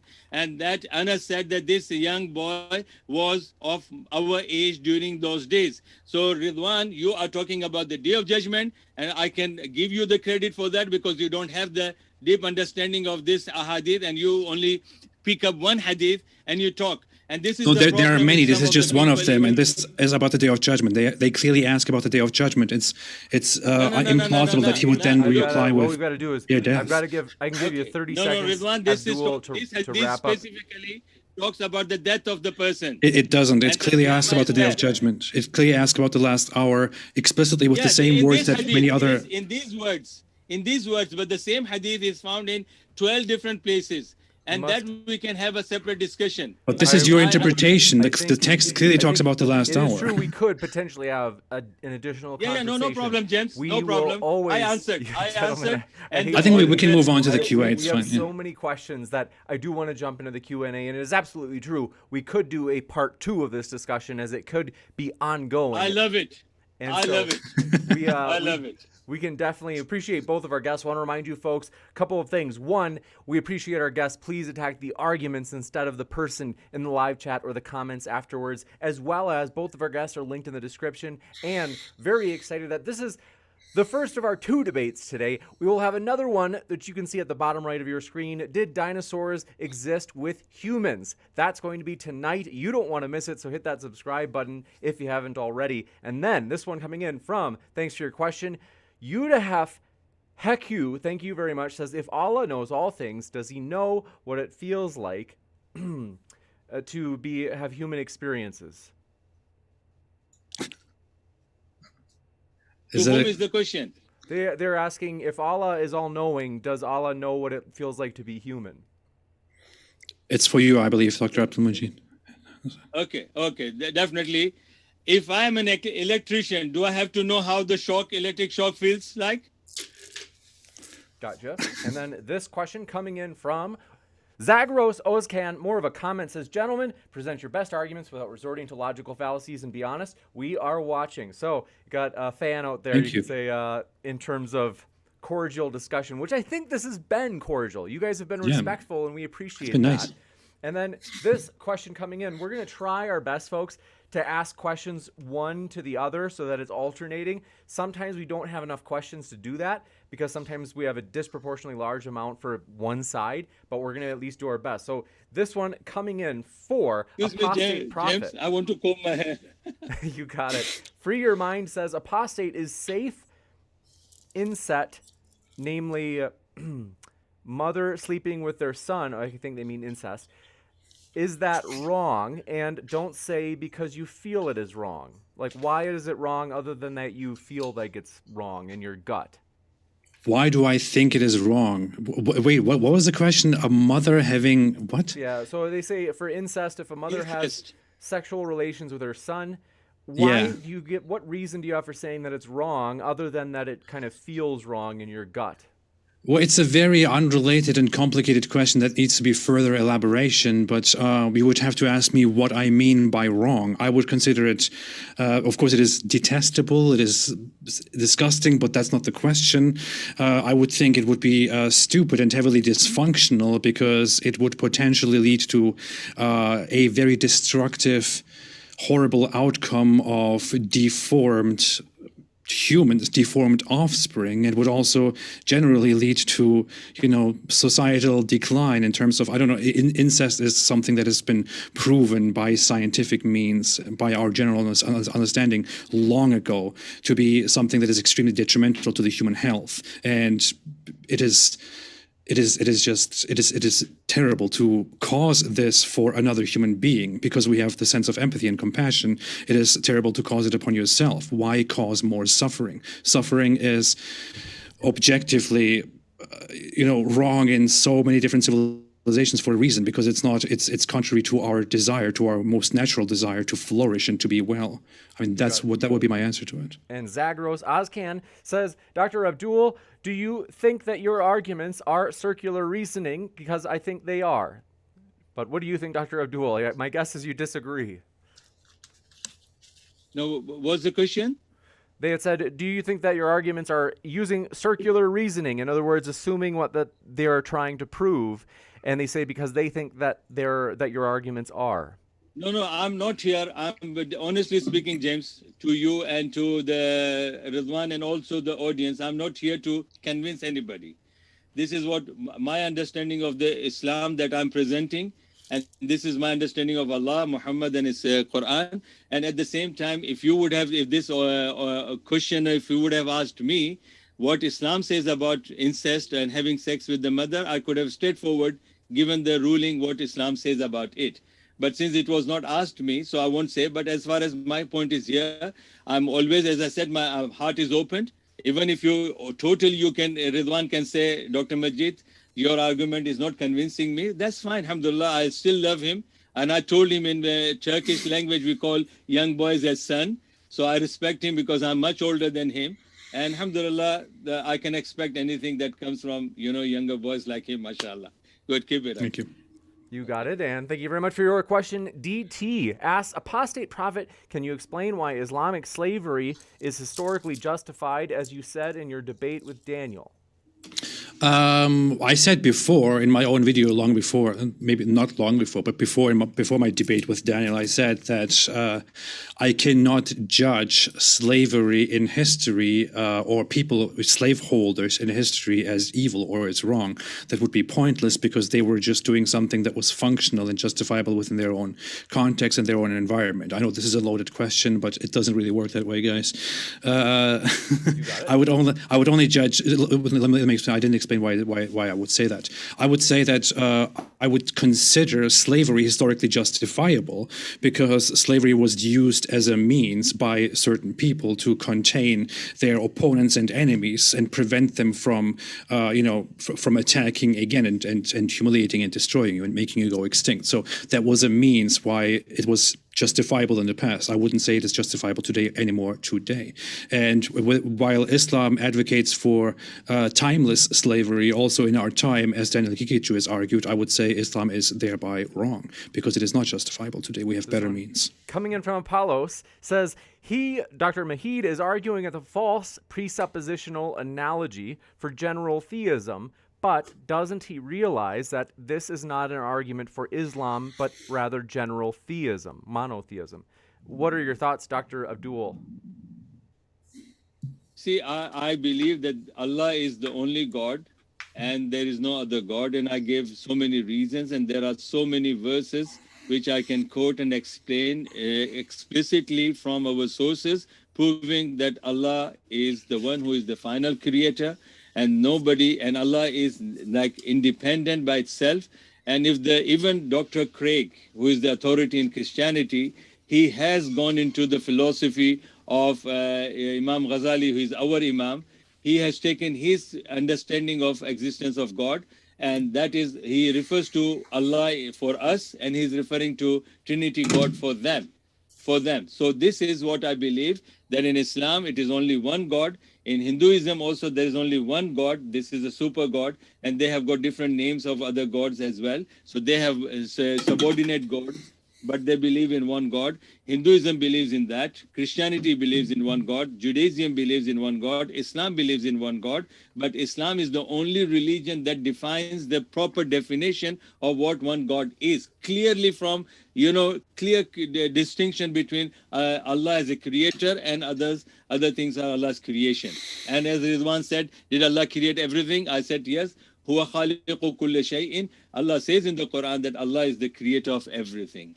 You got it. And thank you very much for this question from DT for Apostate Prophet says, you said that Christianity and Judaism are beautiful. What do you think of the verse Deuteronomy 13:6 through 10 that calls for punishing apostates? Very nice related questions here. I don't remember saying that Judaism is beautiful. I would remember saying that I appreciate its cultural value. I would also say that I find Zoroastrianism beautiful, although it has very terrible aspects.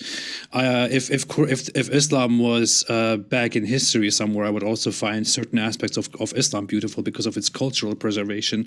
I might have personally said that I find Christianity beautiful sarcastically, or that I might have referred to, being part of the Christian faith as beautiful.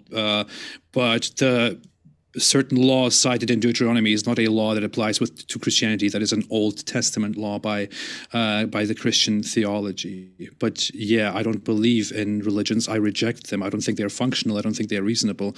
But the question is, again, completely missing the point. This one coming in from Raw Betanis says, doesn't Surah 7:54 contradict 41:9 through 12? Was the earth created in 6 days, as one passage would say, or 2 or 4 days, as another passage would say? Okay, this is again a misunderstanding, because there are two verses which the last reference. What the reference did you give, please? Yep, the last one was reference? Surah 41:9 through 12. Okay, I'll tell you. It's very simple. And there are two verses. One speaks about the whole creation of the earth and the things in it for 4 days, in 4 days. That's the first verse. Okay. وَجَعَلَ فِيهَا رَوَاسِيَ. This is وَإِنَّكُمْ لَتَكْفُرُونَ. Then it says وَجَعَلَ فِيهَا رَوَاسِيَ مِنْ فَوْقِهَا وَبَارَكَ فِيهَا. All this is, I'll tell you how it is.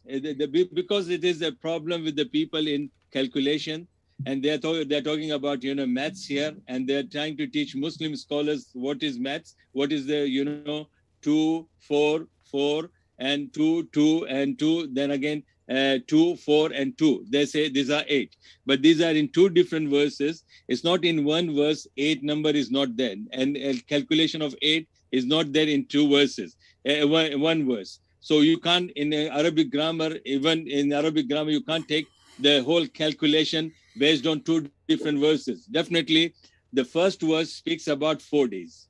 And those 4 days is actually the creation of the earth and things within earth, and 2 days of the heavens. That's very clear. And that is very clear from the Arabic text if the people understand Arabic. And that's why in the UK, when I used to have a debate with the Christian scholars, and I used to always discuss with them from Bible. But once they raised the question to me from the Quran, and I said to them, okay, you must be having in Luton, here I live in Luton, I said that if you have a Christian scholar who is Arab from his actual language, and he can read to me this Arabic and explain to me how he understands this, and I'll discuss with him. And wallahi, I swear upon Allah, if I believe in Allah, maybe Rizwan will laugh at me, but what Allah is swearing upon. No, I respect it. So I say that I without boasting, I educated that Arab, and I said to him, look, this is one verse speaks about 4 days, and the other verse speaks about 2 days. And those 4 days are not 2, 4, and 2. It's 4 days about the whole construction of the earth. Earth is different than the heavens. So earth took 4 days and heaven took 2 days. So it's totally 6 days. It's not contradicting from the verse chapter 7. You got it. Thank you very much. And want to let you know, folks, we did a poll earlier, and I'm sharing this not just for trivial reasons, but we did a poll while there were 1,000 live viewers, and we have 42% of the audience being atheist, 20% being Christian, other 19%, and surprisingly, Muslim is actually 17%, the smallest. And so it is by about 2.5 times difference in terms of how many more atheists there are than Muslims. So we do have way more atheist questions, namely for Dr. Abdul. And so just want to let you know, we're trying to have them be balanced, but as far as I can see, we've run out of questions for Apostate Prophet. We have lots more for Dr. Abdul, so I want to let you know about that. We're going to try to move through these as fast as possible because we also have limited time and a lot of questions. But this one coming in from I'll just leave then. Or this one from Goodbye. from Stop Scamming Man says, hello, Dr. Majid. In your estimation, if an ideal caliphate forms in the future, what should happen if an adult openly comes out as an apostate but claims to have secretly left when they were a child? I will just say to them, good luck and go to a place where your life is saved. Don't stay in the place where you will be executed. You got it. I even told in one of my videos to Ridwan, and I even said to Dr. David that if you think that apostasy will, result to your death, come to my house. I will, give you protection. And if somebody wants your life, I'll give my life to protect them. And that's I said in my video. It's there. So it's a wrong concept that apostate should be killed. No. There's no authentic narration. I have a speech on that. I've given the evidence to that. And there are so many research articles from the Muslim scholars, authorities who have proven that the apostate can only be executed by Muslim authority, which is nowhere existing. It will be executed only if he becomes a threat to other Muslims, like he is coming up with the army to fight them, or he comes as the harib, not as normal person. Like can I ask a follow-up question to clarify that? I just want to. The challenge here is like we can do these really seldomly, and then I'd obviously have to give Dr. Abdul a chance to respond with the last word because the question is for him. But if we can do these as seldom as possible, because we have a lot of questions. Okay, Ridwan, you answer this one is very crucial. The thing is, the question was in your ideal Islamic state, so the Islamic state that you would agree with. That was the question. So what would happen to people according to you, to apostates? And one more thing that I want to add is that according to the scholarly consensus in Islam and according to the accepted books of Islamic jurisprudence, it is an agreed matter that if somebody openly leaves Islam, then he is to be executed if he does not repent and doesn't come back to Islam. So what would you say to that? No. Ridwan, again, in Islam, we have got lots of opinions. And, I can say that if you see the research articles written by the recent scholars on this subject, alhamdulillah, I'm not naive and I'm not against my khilafah. I said, yes, Muslims should be having khilafah and they will be all in peace. And the Jews will be living peacefully. Christians will be living peacefully. And the non-Muslims also will be living peacefully. At the same time, I have got 3 evidences, which I can't quote all of them, but I'm saying that there was a man who was writing the wahi, the revelation, revealed to Rasulullah Sallam, and this man was a writer, he was scriber, everything, and he went back to Christianity and he left. Rasulullah Sallam didn't chase him, so he didn't kill him. This is one thing. Second thing, the last incident should be considered into consideration, and that's the act of the Prophet himself. When Mecca was conquered, there was a man who was also writing the revelations of Rasulullah Sallam. He left and he went to Mecca and he was taking the protection from people in Mecca. And when Prophet conquered Mecca, he went there and he said this man should be punished and should be killed. But Uthman stood up and he said, he's my relative and I want you to spare his life. And Prophet didn't say, come on, Uthman, what you're saying? This is my law. Somebody is apostated, should be chopped. This man should be chopped. No, he didn't say. He said, if you are taking his custody, then he is freed. And later on, during the time of the Caliph of Umar, he again became Muslim and he repented for what he has done. So in Islam, we have this evidence that apostates should not be killed. Okay. And Ridwan, you are most welcome to my house. I just want to remind you guys, we have so many questions that I have to ask if you guys are able to keep your answers as succinct as possible. Otherwise, the audience will be disappointed that their question didn't get read. Azri, thank you very much, says, Dr. Abdul, do you believe in heaven, hell, the fire that the fire of hell has a literal meaning instead of it being a metaphor? I don't believe in a metaphorical way. I believe it in exactly that way. And that's my strong faith. I know there are Muslims who so-called, scholars and muftis, then they consider it just to make people, English people happy, to, say that there's no hell, no heaven. It's a metaphorical, way. No, I take it as a literal, yes. You got it. And thank you very much for your question. This one coming in from Rajat. Ranjan says, as Doctor said in his opening statement that Prophet only married widow or divorced, then why did he marry Zainab, who is his so-called son's wife? No. So-called son's wife is different than the so-called real son.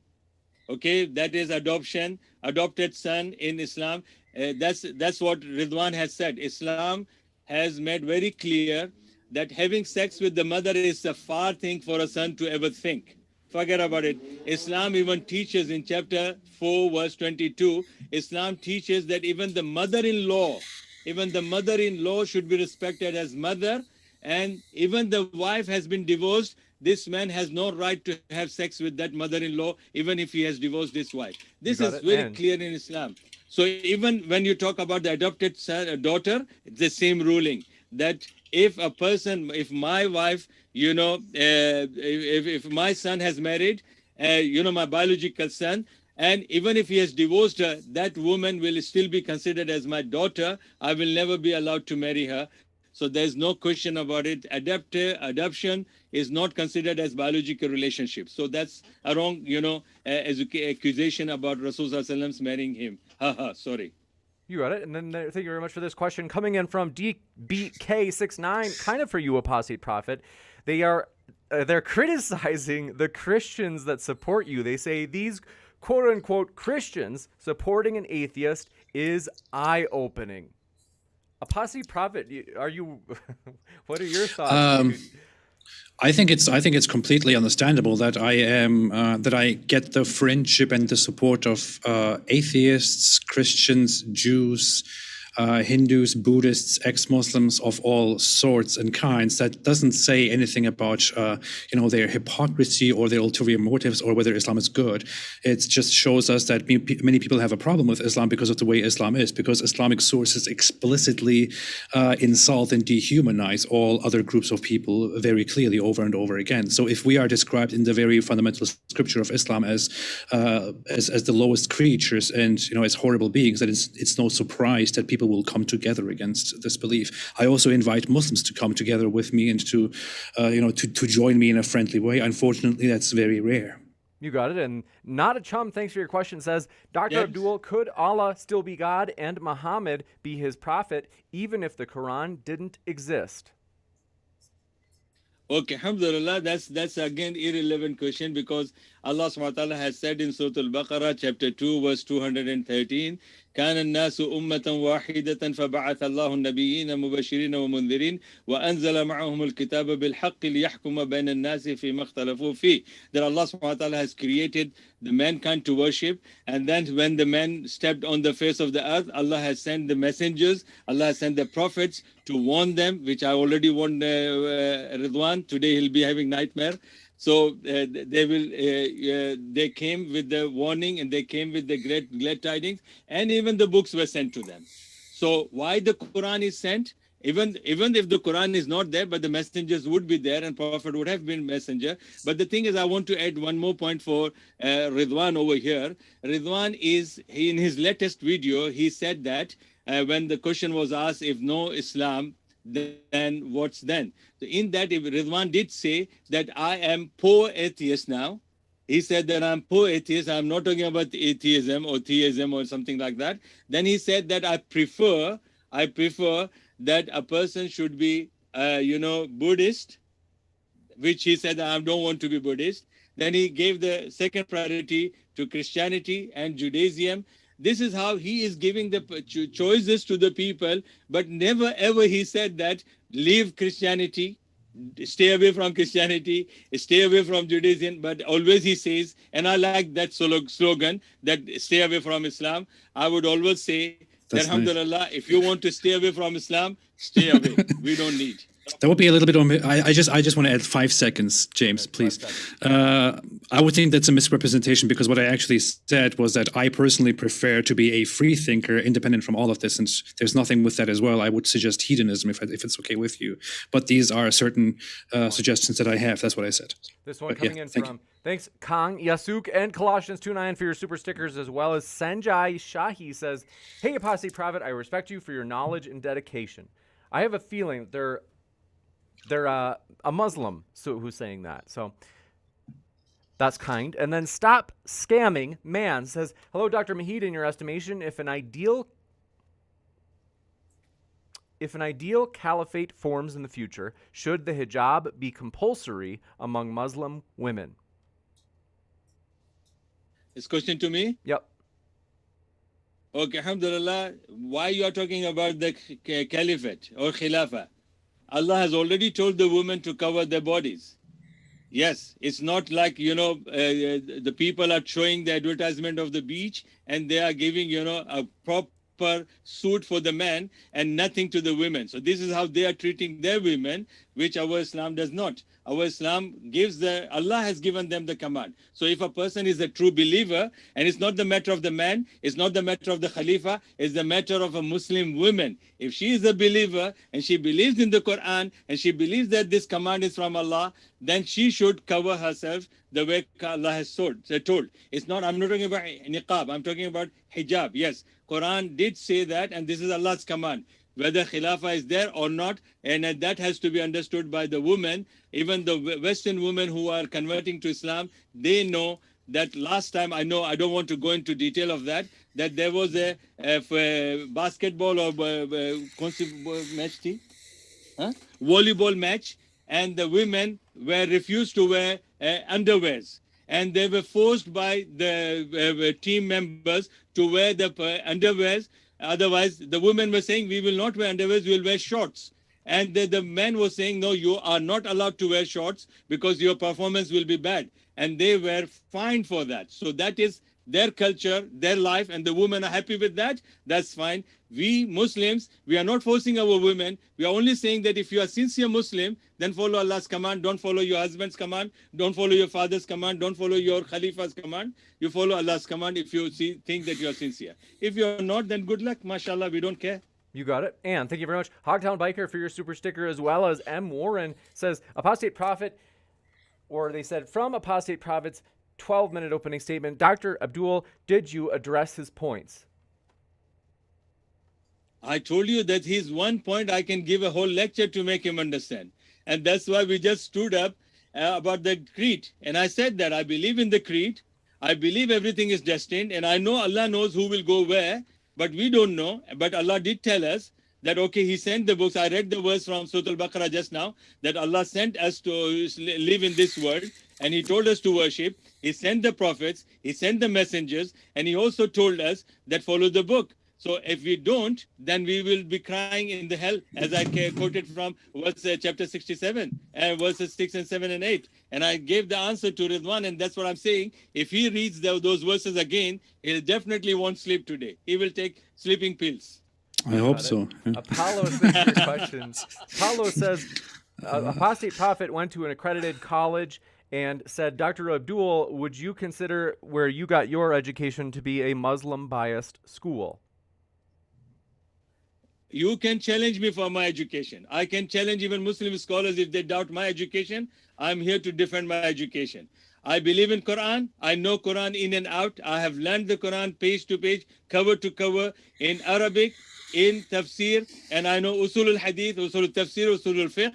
Alhamdulillah, anybody wants to challenge me of my credibility, I'll take it. But if somebody wants to correct me my mistake, I will kiss his forehead. No problem. If Ridwan says, Dr. Majid, you made this mistake, and if I know it is my mistake, I will kiss his forehead, and I will not show that, no, I'm right, though I'm wrong. So I am ready, but somebody has to be of my caliber too.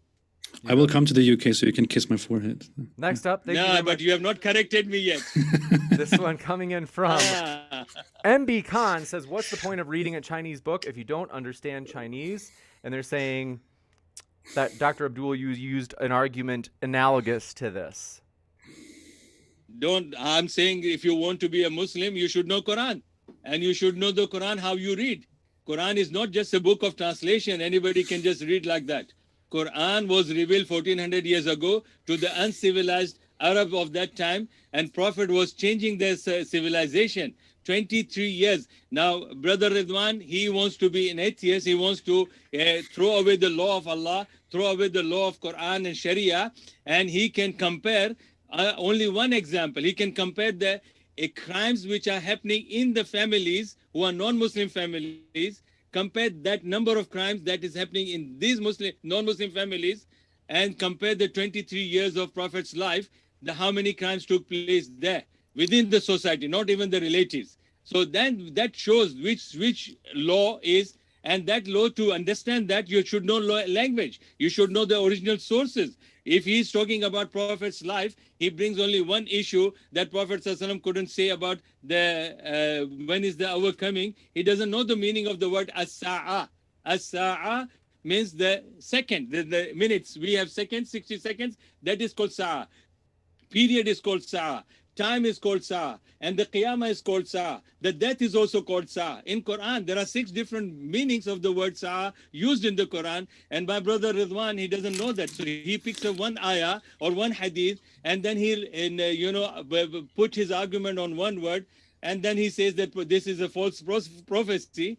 I can expect from him, because he says that it is not important for a person to know Arabic to know the deen. Or right. Unfortunately, it says Takum as-sa'a, which is mentioned in numerous hadith the same way, in the same context, again and again for the last hour, referring to the day of judgments. Unfortunately, I'm not taking anything out of context. No. Ridwan, you invite me on your stage, and we'll just talk about this hadith. And then I'll take you to all these hadiths which are related, and I'm telling you on air. You invite me, I'll take you the full classical understanding of that particular narration, where it is found and what is the complete narration and how it is understood by the one who narrates it. I'm not even. I wish we could have. I wish we could have discussed it. I don't think we can solve it. Or Dr. Abdul the last word, because Okay, sure. We do have so many more questions. Okay. This one coming in from Ali Nassar Ahmad says, if Muhammad was sent 4 all times, why did he marry 6-year-old Aisha if it's usual Arab tradition back then? But then why marry his daughter-in-law to break the same traditions? He has to be educated properly. If he has to understand, then he has to go back to, listen, I can justify that, but because the people at that time, they had no problem. The father of Aisha had no problem. Aisha, she didn't have any problem. And the Arabs at that time, nobody has ever said to him that you are pedophile and you're having a sex with the 6-year-old girl. And people, they say to you that Abdul Majid, if somebody comes, he is 52 years old, and if he wants to marry your daughter, will you allow? I'll say yes, if he is of the caliber of Prophet's character. Definitely, because I know what is marriage, because this is what the people, it's good that you people are using the word marriage. But here in this world, day and age today, the school teachers, I'm in education, I know, school teachers are raping the young girls and nobody raised the issues about that. Is it okay today? Prophet is not raping her. Prophet did not kidnap her. Prophet did not flutter her and made her girlfriend and then took her in the party, had dates with her and slept with her for so many days and acquainted her with the sex. And then he went to her father, and said, okay, now I want to marry your daughter. No, they were even. James, can I ask a very short question that you can very briefly answer? We have so many more that if you're willing to wait for a future one, just because we have so many questions still. Okay. How about this? This will be one of 2. Maybe. Okay. I will not insist any further. Just this one question. Dr. Abdul Majid, is it okay today for a 50-something-year-old man to marry a 6-year-old child and have sex with her when she is 9 years old, just like Muhammad did back then with Aisha? If not, why not? Can you please very briefly answer this? Okay, now my answer to you. Do you know, was she a young girl or she was a woman, young woman? What is it? How do you understand the English? She was 6 years old and 9 years old at the consummation. It doesn't matter what else is there. Was it a girl, was it a small girl, or was it a young woman? We don't really know the details, but we could assume that a 9-year-old girl is by standard. It's relevant, Ridwan. But can you answer the question? Something you are not sure of it. Can you answer the question? My question was, My question was not about I'm what she saying, is. My yes, question was about the age. Yes, I can. You have to go and visit the Brazil. There are women at the same age in Brazil. There are women at the age of 9. They are married. Okay, so go and ask them. Don't ask me, but you don't know. You even don't know that Aisha was a woman or a girl. That's the same shame for the people asking about our mother, our believer, our mother, and they don't know whether she was a girl or she was a woman. A 9-year-old girl is not a woman. Marrying a woman. M. Warren, thank you very much, says the focus of this debate is diverting way too far. They said AP opened with 12 minutes of important questions, and they said, Dr. Majid, what was your... Majid. They said, what was your PhD in? Why? Why he want to school me? I think I think I assume it's for the same reason that you brought up education earlier. My PhD is in Islamic banking. Yes, my PhD is in Islamic banking. Unfortunately, that university is closed down because of their corruptions. May God guide them. So now when I tell them that this is from this university and these people have got big mouth, I can school them in Islamic banking if they want. Here in UK also, I told them that if you doubt my qualification, I can school them, alhamdulillah. But it should be in a proper way. If they have got any questions on Islamic finance, they can tell me. I have done my PhD. My thesis was on Islamic banking, and my area of research was Islamic bonds, which is sukuk. So now if anybody has got any challenge, I'm willing to go with that too. You got it. This one, thank you very much for your question. This one coming in from Zagros Ozcan says, oh, more of a comment. Let me just try to get to the questions. M. Warren says, AP's opening statement was the only part. Let's see. Not a lot of questions here. Zagros says, can't believe I say this, but even Nadir Ahmed, let's see. They said, Dr. Abdul, do you feel like you addressed Apostate Prophet's arguments as much as Nadir Ahmed has in previous debates? No, I'm not here to argue his arguments or address his arguments. I'm here to say what he is questioning me about what I believe. So I told him when you'll question my thing, I will address what I believe. So according to me, I have addressed that, but I'm not here to convince him, or not even James. I'm not saying, James, give shahada or you will die and you'll go to hell. No, I'm not saying. That's the way they have to choose. It's between them and the one who created them. If it's someone has created, or they might have come on their own. Okay, and then Apostate Brain says, a question for Dr. Abdul. The Big Bang explains the existence of the universe. Also, conformal cyclic cosmology could explain what happens before the Big Bang. What do you have to say to that? I wasn't there. If he was there, then he has to show me a video, please.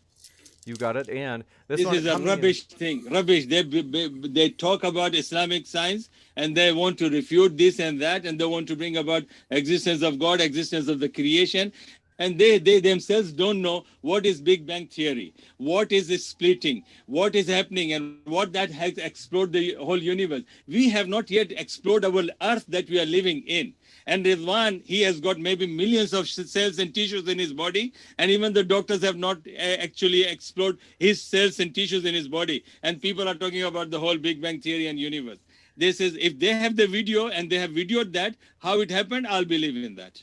You got it. And thank you very much for this question coming in from 12BKL. My Shoe says, Dr. Abdul offers salam to known non-Muslims and apostates, in parentheses, murtads. This is forbidden. And then says, Dr. Abdul, this, how are you okay with this? I didn't get the question. James, can you please make it a simple way? Oh, sure. They said, Dr. Abdul, how are you okay with the fact that you have offered salam to known non-Muslims and apostates? Doesn't the Quran forbid that? I wish mercy for James. I wish mercy for Ridwan. I always love that. I want, because my religion teaches me, لا يؤمن أحدكم حتى يحب لأخيه ما يحب لنفسه. That you cannot be a true believer unless you love for your brother what you love for yourself. I don't want to be cursed. I don't want Ridwan to be cursed. I don't want James to be cursed. So that's my attitude. My people will not agree with me. because they have criticized me when I called Ridwan as brother, and they said to me, how can you call somebody brother who is urinating on your book, Quran, who is kicking your book, who is tearing off the pages? I said, okay, come on, man. That's his attitude, but I cannot say that. That's my attitude. I will still respect him as a human being, and I wish good for him. That's fine. You got it. And thank you very much for this question. This one coming in from Arn. This is for both of you. It says, question for Apostate Prophet as well as Abdul. Dr. Abdul says, Aisha was betrothed to marry Muhammad at 6 years old. What did Muhammad see in this 6-year-old? Intellectual challenge or human admiration or something else? I quickly want to clarify something. I was just muted. I never urinated on the Quran, so that's a misunderstanding. Please don't say that. I never did that. But I only ripped it up once. That's all. That's the most I did.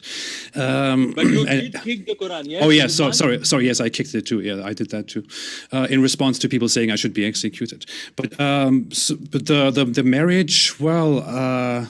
I don't know. I think Dr. Abdul Majid could answer this in a better way. I think, in my opinion, Prophet Muhammad was interested in a little girl. He also expressed before in his time the wish to. He saw a baby crawling, and he said, "If this girl gets older, or I want to marry this girl if she gets older, or something like that." He said that as well, and he wanted to marry Aisha when she was 6 years old. He had sexual intercourse with her when she was 9, which is just terrible. It's useless to argue whether she was a woman or not. She was a 9-year-old is not a woman by any standard.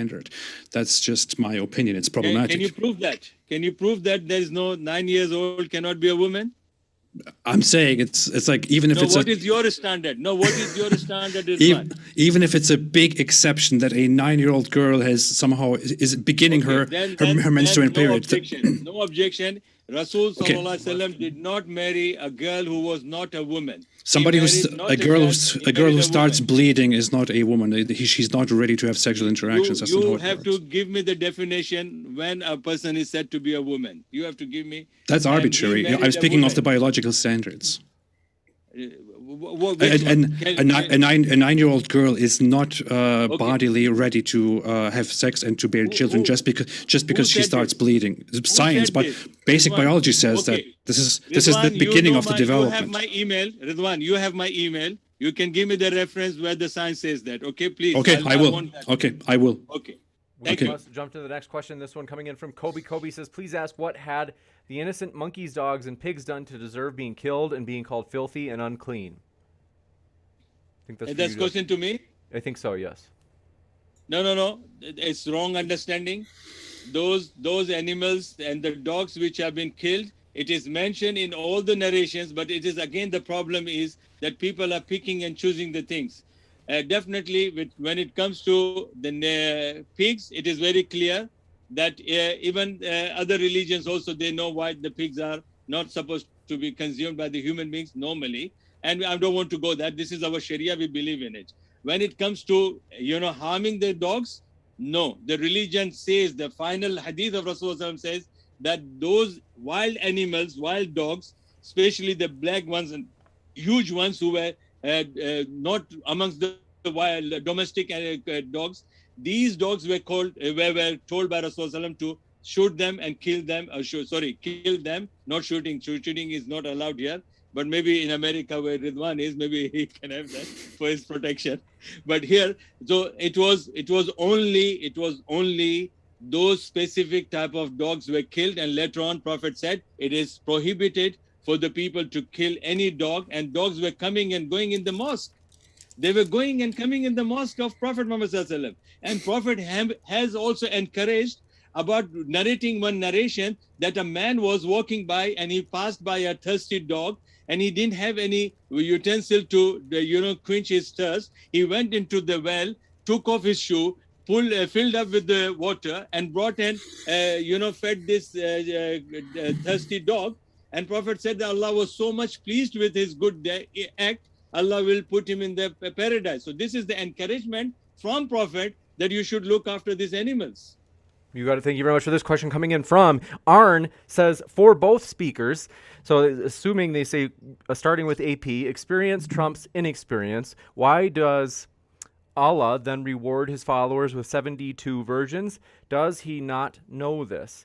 And Okay, I don't think that's a serious question now that I made sense of it. But if you would like to respond, Dr. Abdul or Apostate Prophet, you may, in terms of whether or not God No, or this Allah is again, rewards. yes, the 70. James, this is again a wrong understanding.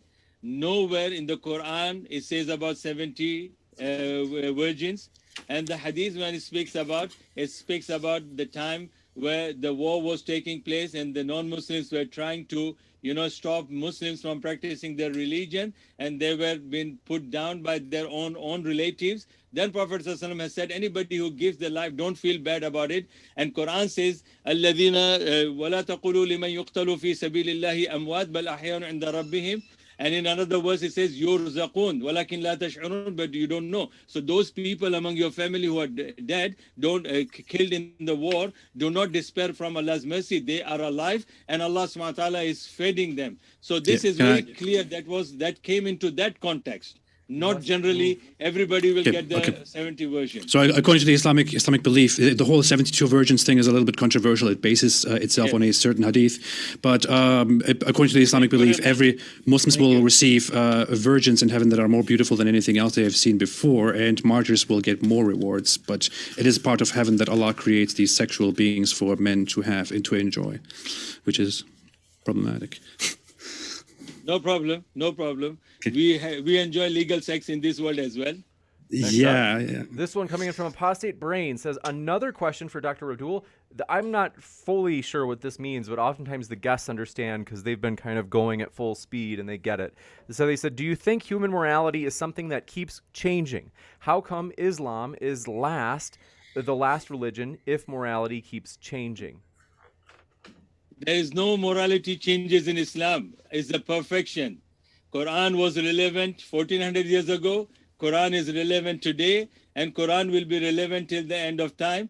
And the teaching of Prophet Muhammad sallallahu alaihi wasallam, he was the best example. لَقَدْ كَانَ لَكُمْ فِي رَسُولِ اللَّهِ أُسْوَةٌ حَسَنَةٌ لِمَنْ كَانَ يَرْجُو اللَّهَ وَالْيَوْمَ الْآخِرِ وَذَكَرَ اللَّهَ كَثِيرًا. In chapter 33, Allah subhanahu wa ta'ala is saying, Prophet Muhammad is the best example for all humanity, for all time, yes. And those people who are intelligent, people who are activists, human activists, and they know what moral they have. Mahatma Gandhi learned from Muhammad. Jinnah has learned from Muhammad, and Muhammad Ali has learned from Muhammad. Nelson Mandela has learned from Muhammad. Mother Teresa has learned from Muhammad. They have quoted so many things from, and these are all human activists.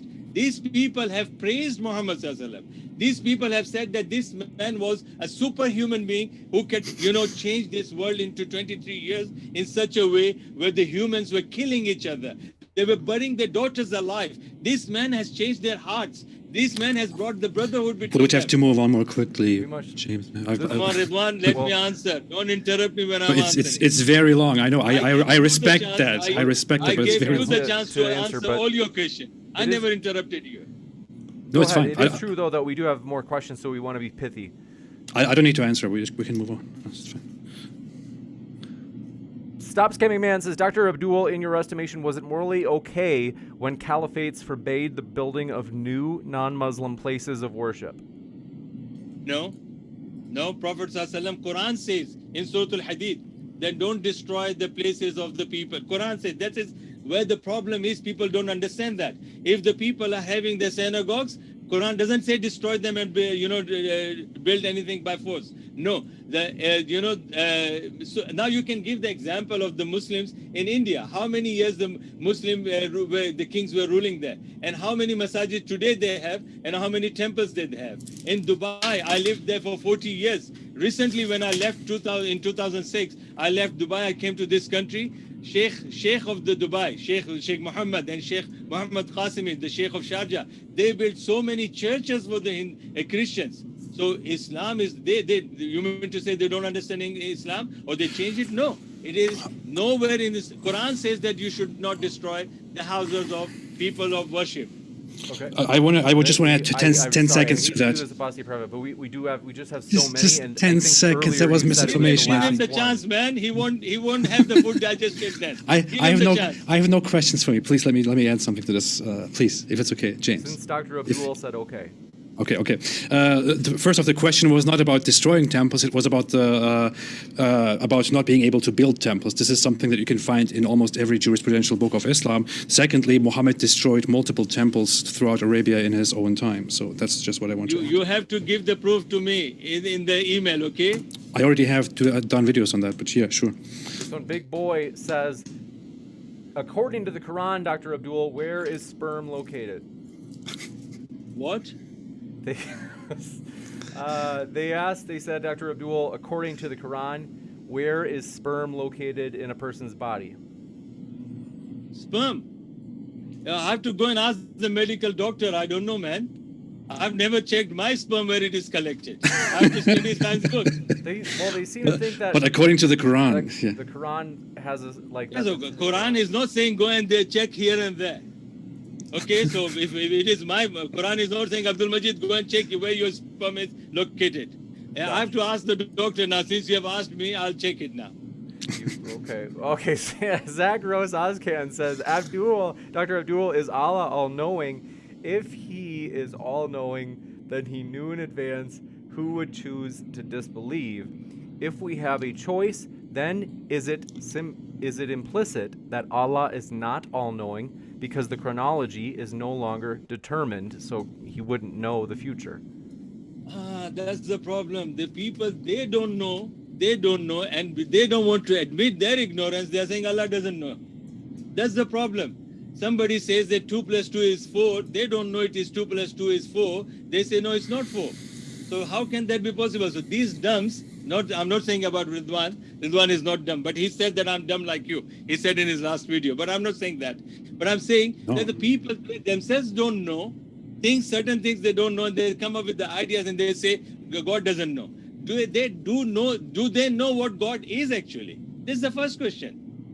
And then they're talking about God doesn't know this and no God, idiots. No, sorry. This one. Coming in from Joe Schwartz says, genuinely curious, are you open to having your mind changed on Islam, or is your goal more to educate? I think this is for you, Apostate Prophet. For me? I think so. I am open always to having my mind changed on anything. I just share my own information and my own knowledge. I don't think I'm absolutely 100% right. Even if it's something that I'm completely convinced on, there is always the possibility that I may be wrong about something, so I'm always open to it. You got it. You're most welcome, Ridwan. Come to my house. Okay. You're most welcome. You got it. And folks, want to let you know we don't have any more time for any new questions. We want to just finish reading the ones we have, so I want to give you a heads up. Please don't submit any more questions. Then Quick Lemon says, for Dr. Abdul, I left Islam after converting it due to the Aisha marriage. You will say it was common for the time, but that does not make it right. West has moved on from this, but it is still in Muslim societies today. Is that true? No, it's not there in today. Give me one example where the woman is like, if she's not a woman and somebody married her.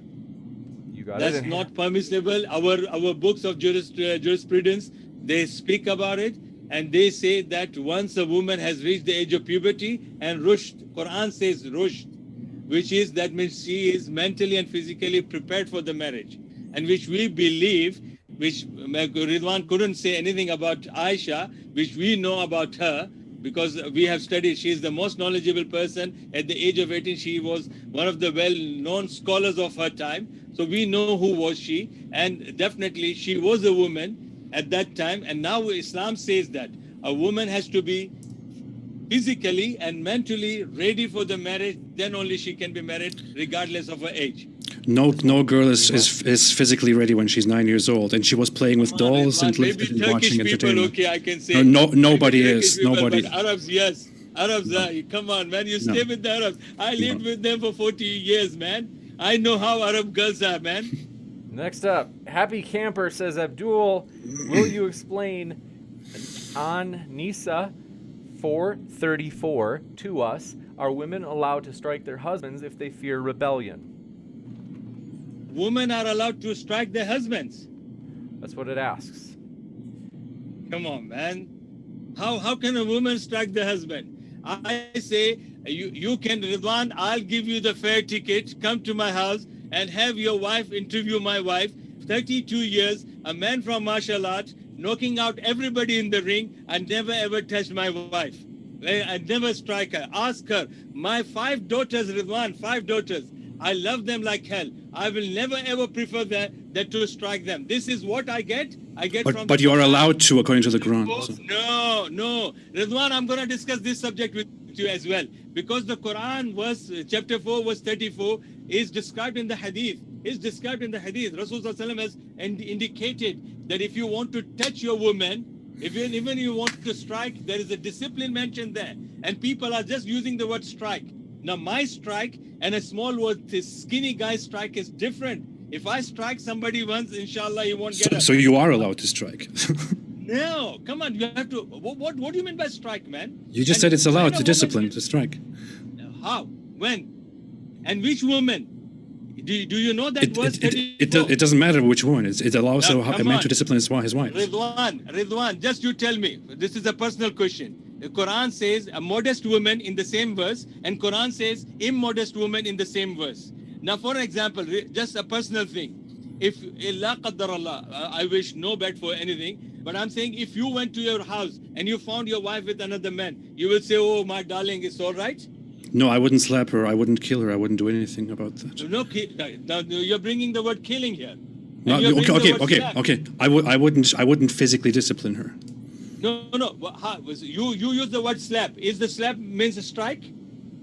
Whatever it is, striking means hitting. I wouldn't physically discipline her. I can teach you from the hadith, because that hadith says that you should not slap the woman. You should not slap the woman. It doesn't say that anywhere to me or to my own knowledge. But and if I'll tell you, what will you be? What are you going to admit in the public? Yes, I will say I was wrong and he proved me wrong. But I don't think that's If I'll give you the hadith, you will accept it. If you give me a hadith which says do not slap or do not hit your women, then I will say, okay, he proved me wrong. Yeah, okay. No, you use the word slap. Okay, you said you will. Okay, you won't harm your wife, and you will say, okay, no problem, my darling, it's your choice. It's all right. This is how this dirty God has decreed for you. That's not what I said. I just said I would not hit or discipline her. That's not what I would do. No, you said you won't slap her. I'm talking about the word slap. Okay, maybe I misspoke. I will not hit her. I will not physically discipline her. That's what I mean. No words of slap. You don't want me to give it the evidence for not slapping? I'm not specifying slapping. I'm saying striking or hitting. I would not do that. And the Quran allows that. Don't slap your woman. If I bring that narration, will you accept it? I'm not insisting on slapping. I'm insisting on striking or hitting. But yeah, I will accept. I will say, okay, well, I guess it doesn't say slapping, but it doesn't really matter. I'm insisting on that the Quran says hitting or striking. That's the problem with people. It doesn't matter this, doesn't matter that. Nobody can convince. You have to stick to one thing. When you're bringing a word, because I'm a very specific person. But the topic is hitting your wife. Yeah, so in what sense? That's what I'm saying. We have to school ourselves first. Then when we talk about this man. Must move to the next one. Myself, yes. This one coming in from, do appreciate your question. Happy Camper says, following Sunnah, in parentheses, Sahih al-Bukhari 5134, is it appropriate for adult Muslim men to marry 9-year-olds at this point in time? Of course, yes, I'm telling you, you can marry a woman. I told you, it is the consensus of Islamic jurisprudence that if a woman is mentally sound and physically ready for marriage, she can be married regardless of her age.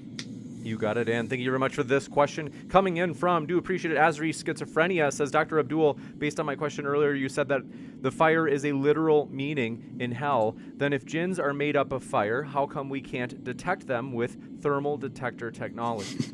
If you will come to me, I'll show you. You are made of clay and I'll punch you. I'm made of a clay, and then we'll see how you feel the pain. If a clay can hit another clay and you can feel the pain, the fire can be, harm the other fire. Yes, simple.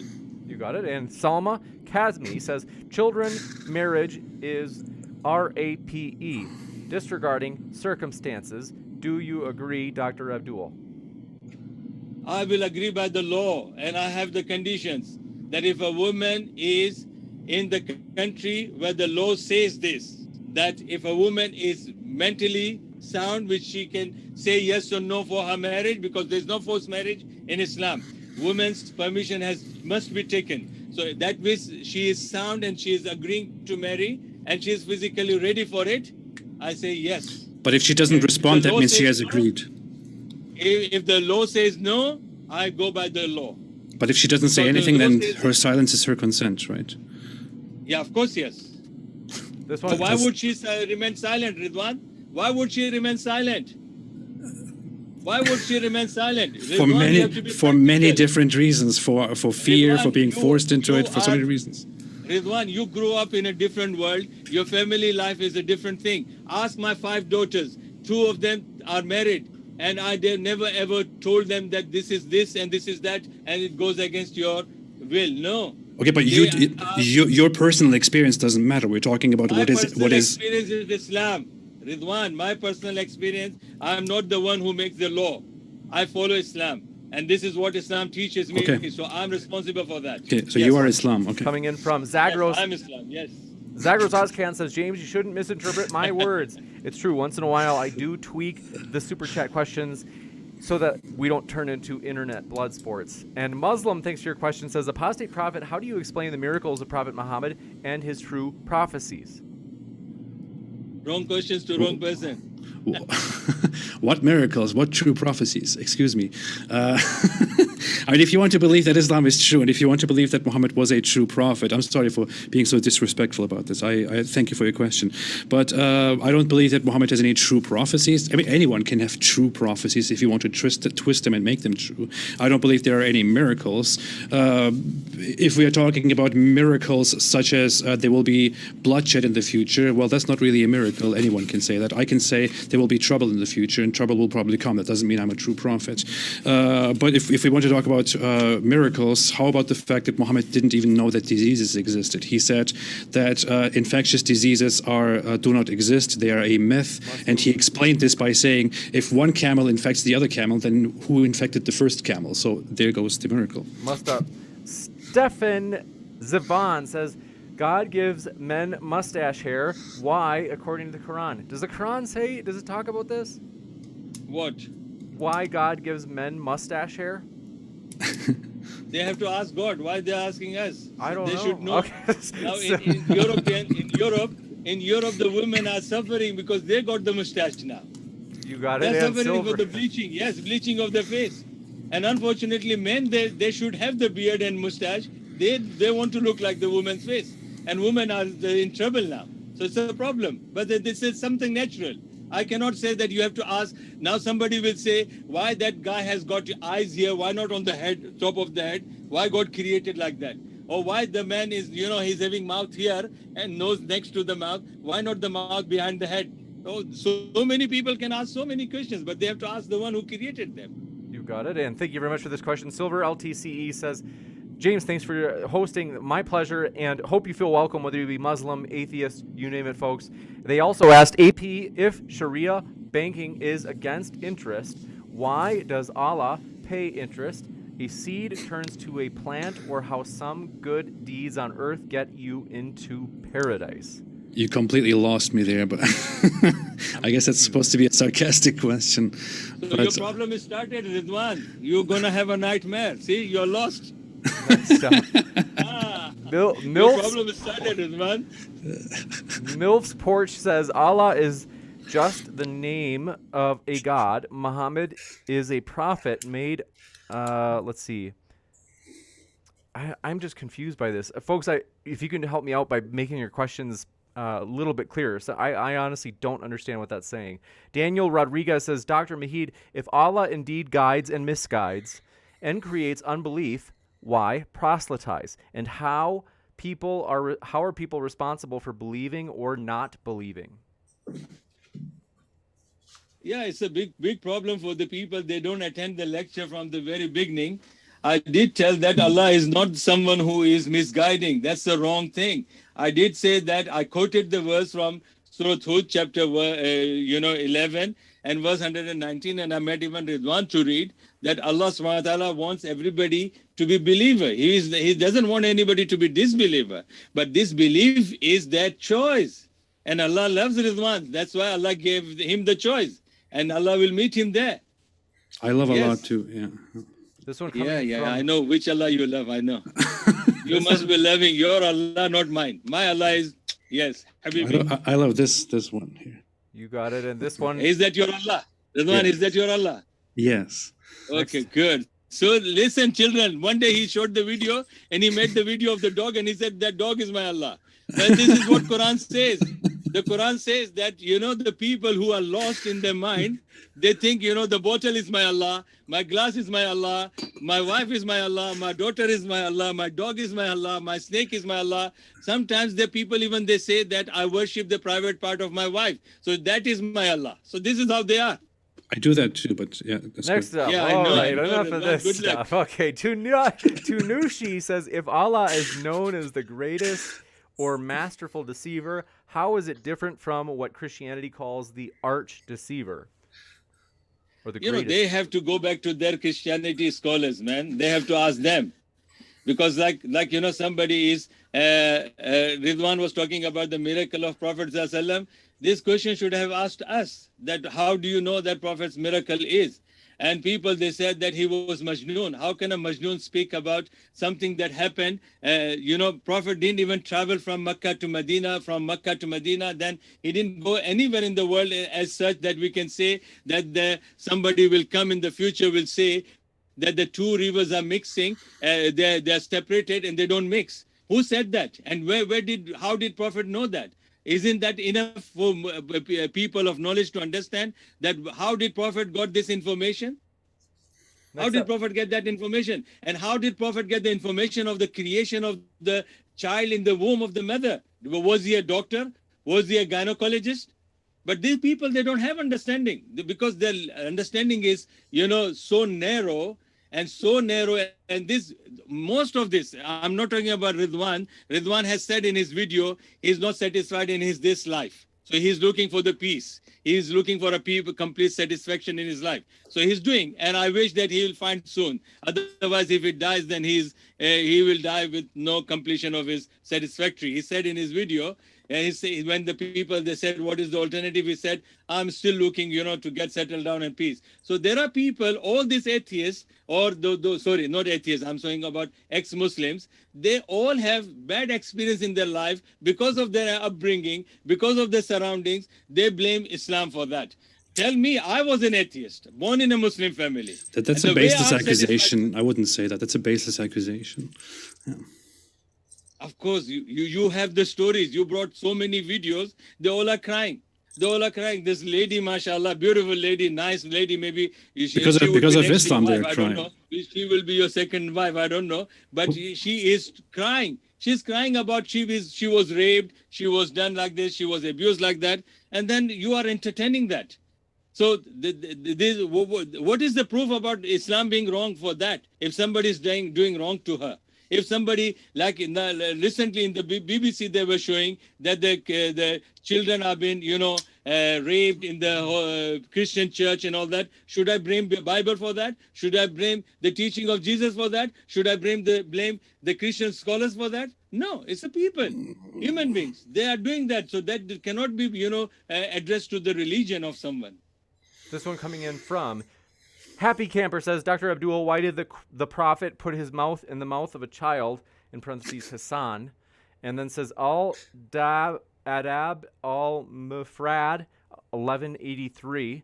This is considered as pedo stuff today, not a kiss. These people, I don't know why they're going to that book. That is called Adabul Mufrad. That book is to teach them the manners. And these people, they don't have even the manners to read the book properly. And they're talking about my Prophet.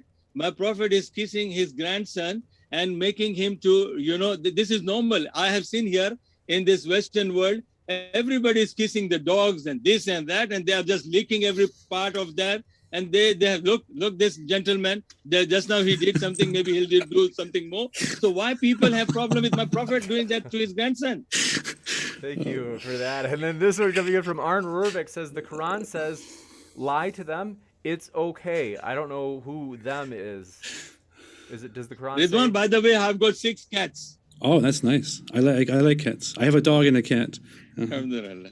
You got it. The last question they asked, Arn said, Dr. Abdul, does the Quran say to lie to anybody and that it's okay? Where does it say? They're asking if it does. There is no verse in the Quran where Quran says the lies. Quran says the curse will be upon the liars. You got it. And with that, want to Do say, you remember any verse? Ridwan, do you remember any verse? I don't The Quran remember. says lie? I don't remember any verse in the Quran that says you are allowed to lie. I just remember certain concepts within Islam that permit speaking ambiguously or concealing the truth or lying for out of necessity. But yeah, that would be different. you got it. And thank you. Want to say, The word necessity is there, huh? Oh, good.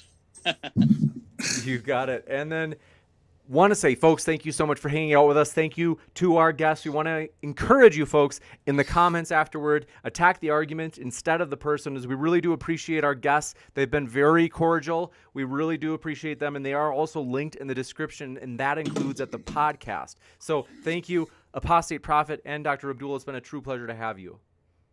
Thank you very much. Thank you so much. Thanks, everybody. I Ridwan, appreciate you're it very most much. welcome to UK. Ridwan, you're most Okay. welcome to the UK. I will come and you will kiss You my come to my forehead. house. we will. If you correct me, otherwise I'll hit on your forehead. Remember that. Thanks so much. Okay, then. Thank you so much. Okay then. Thank Bye-bye. you both. And I will be back in a moment, folks, with a post-credit scene to let you know about upcoming debates, including the one at the bottom right of your screen. So stick around for that in just a moment. And thanks one last time.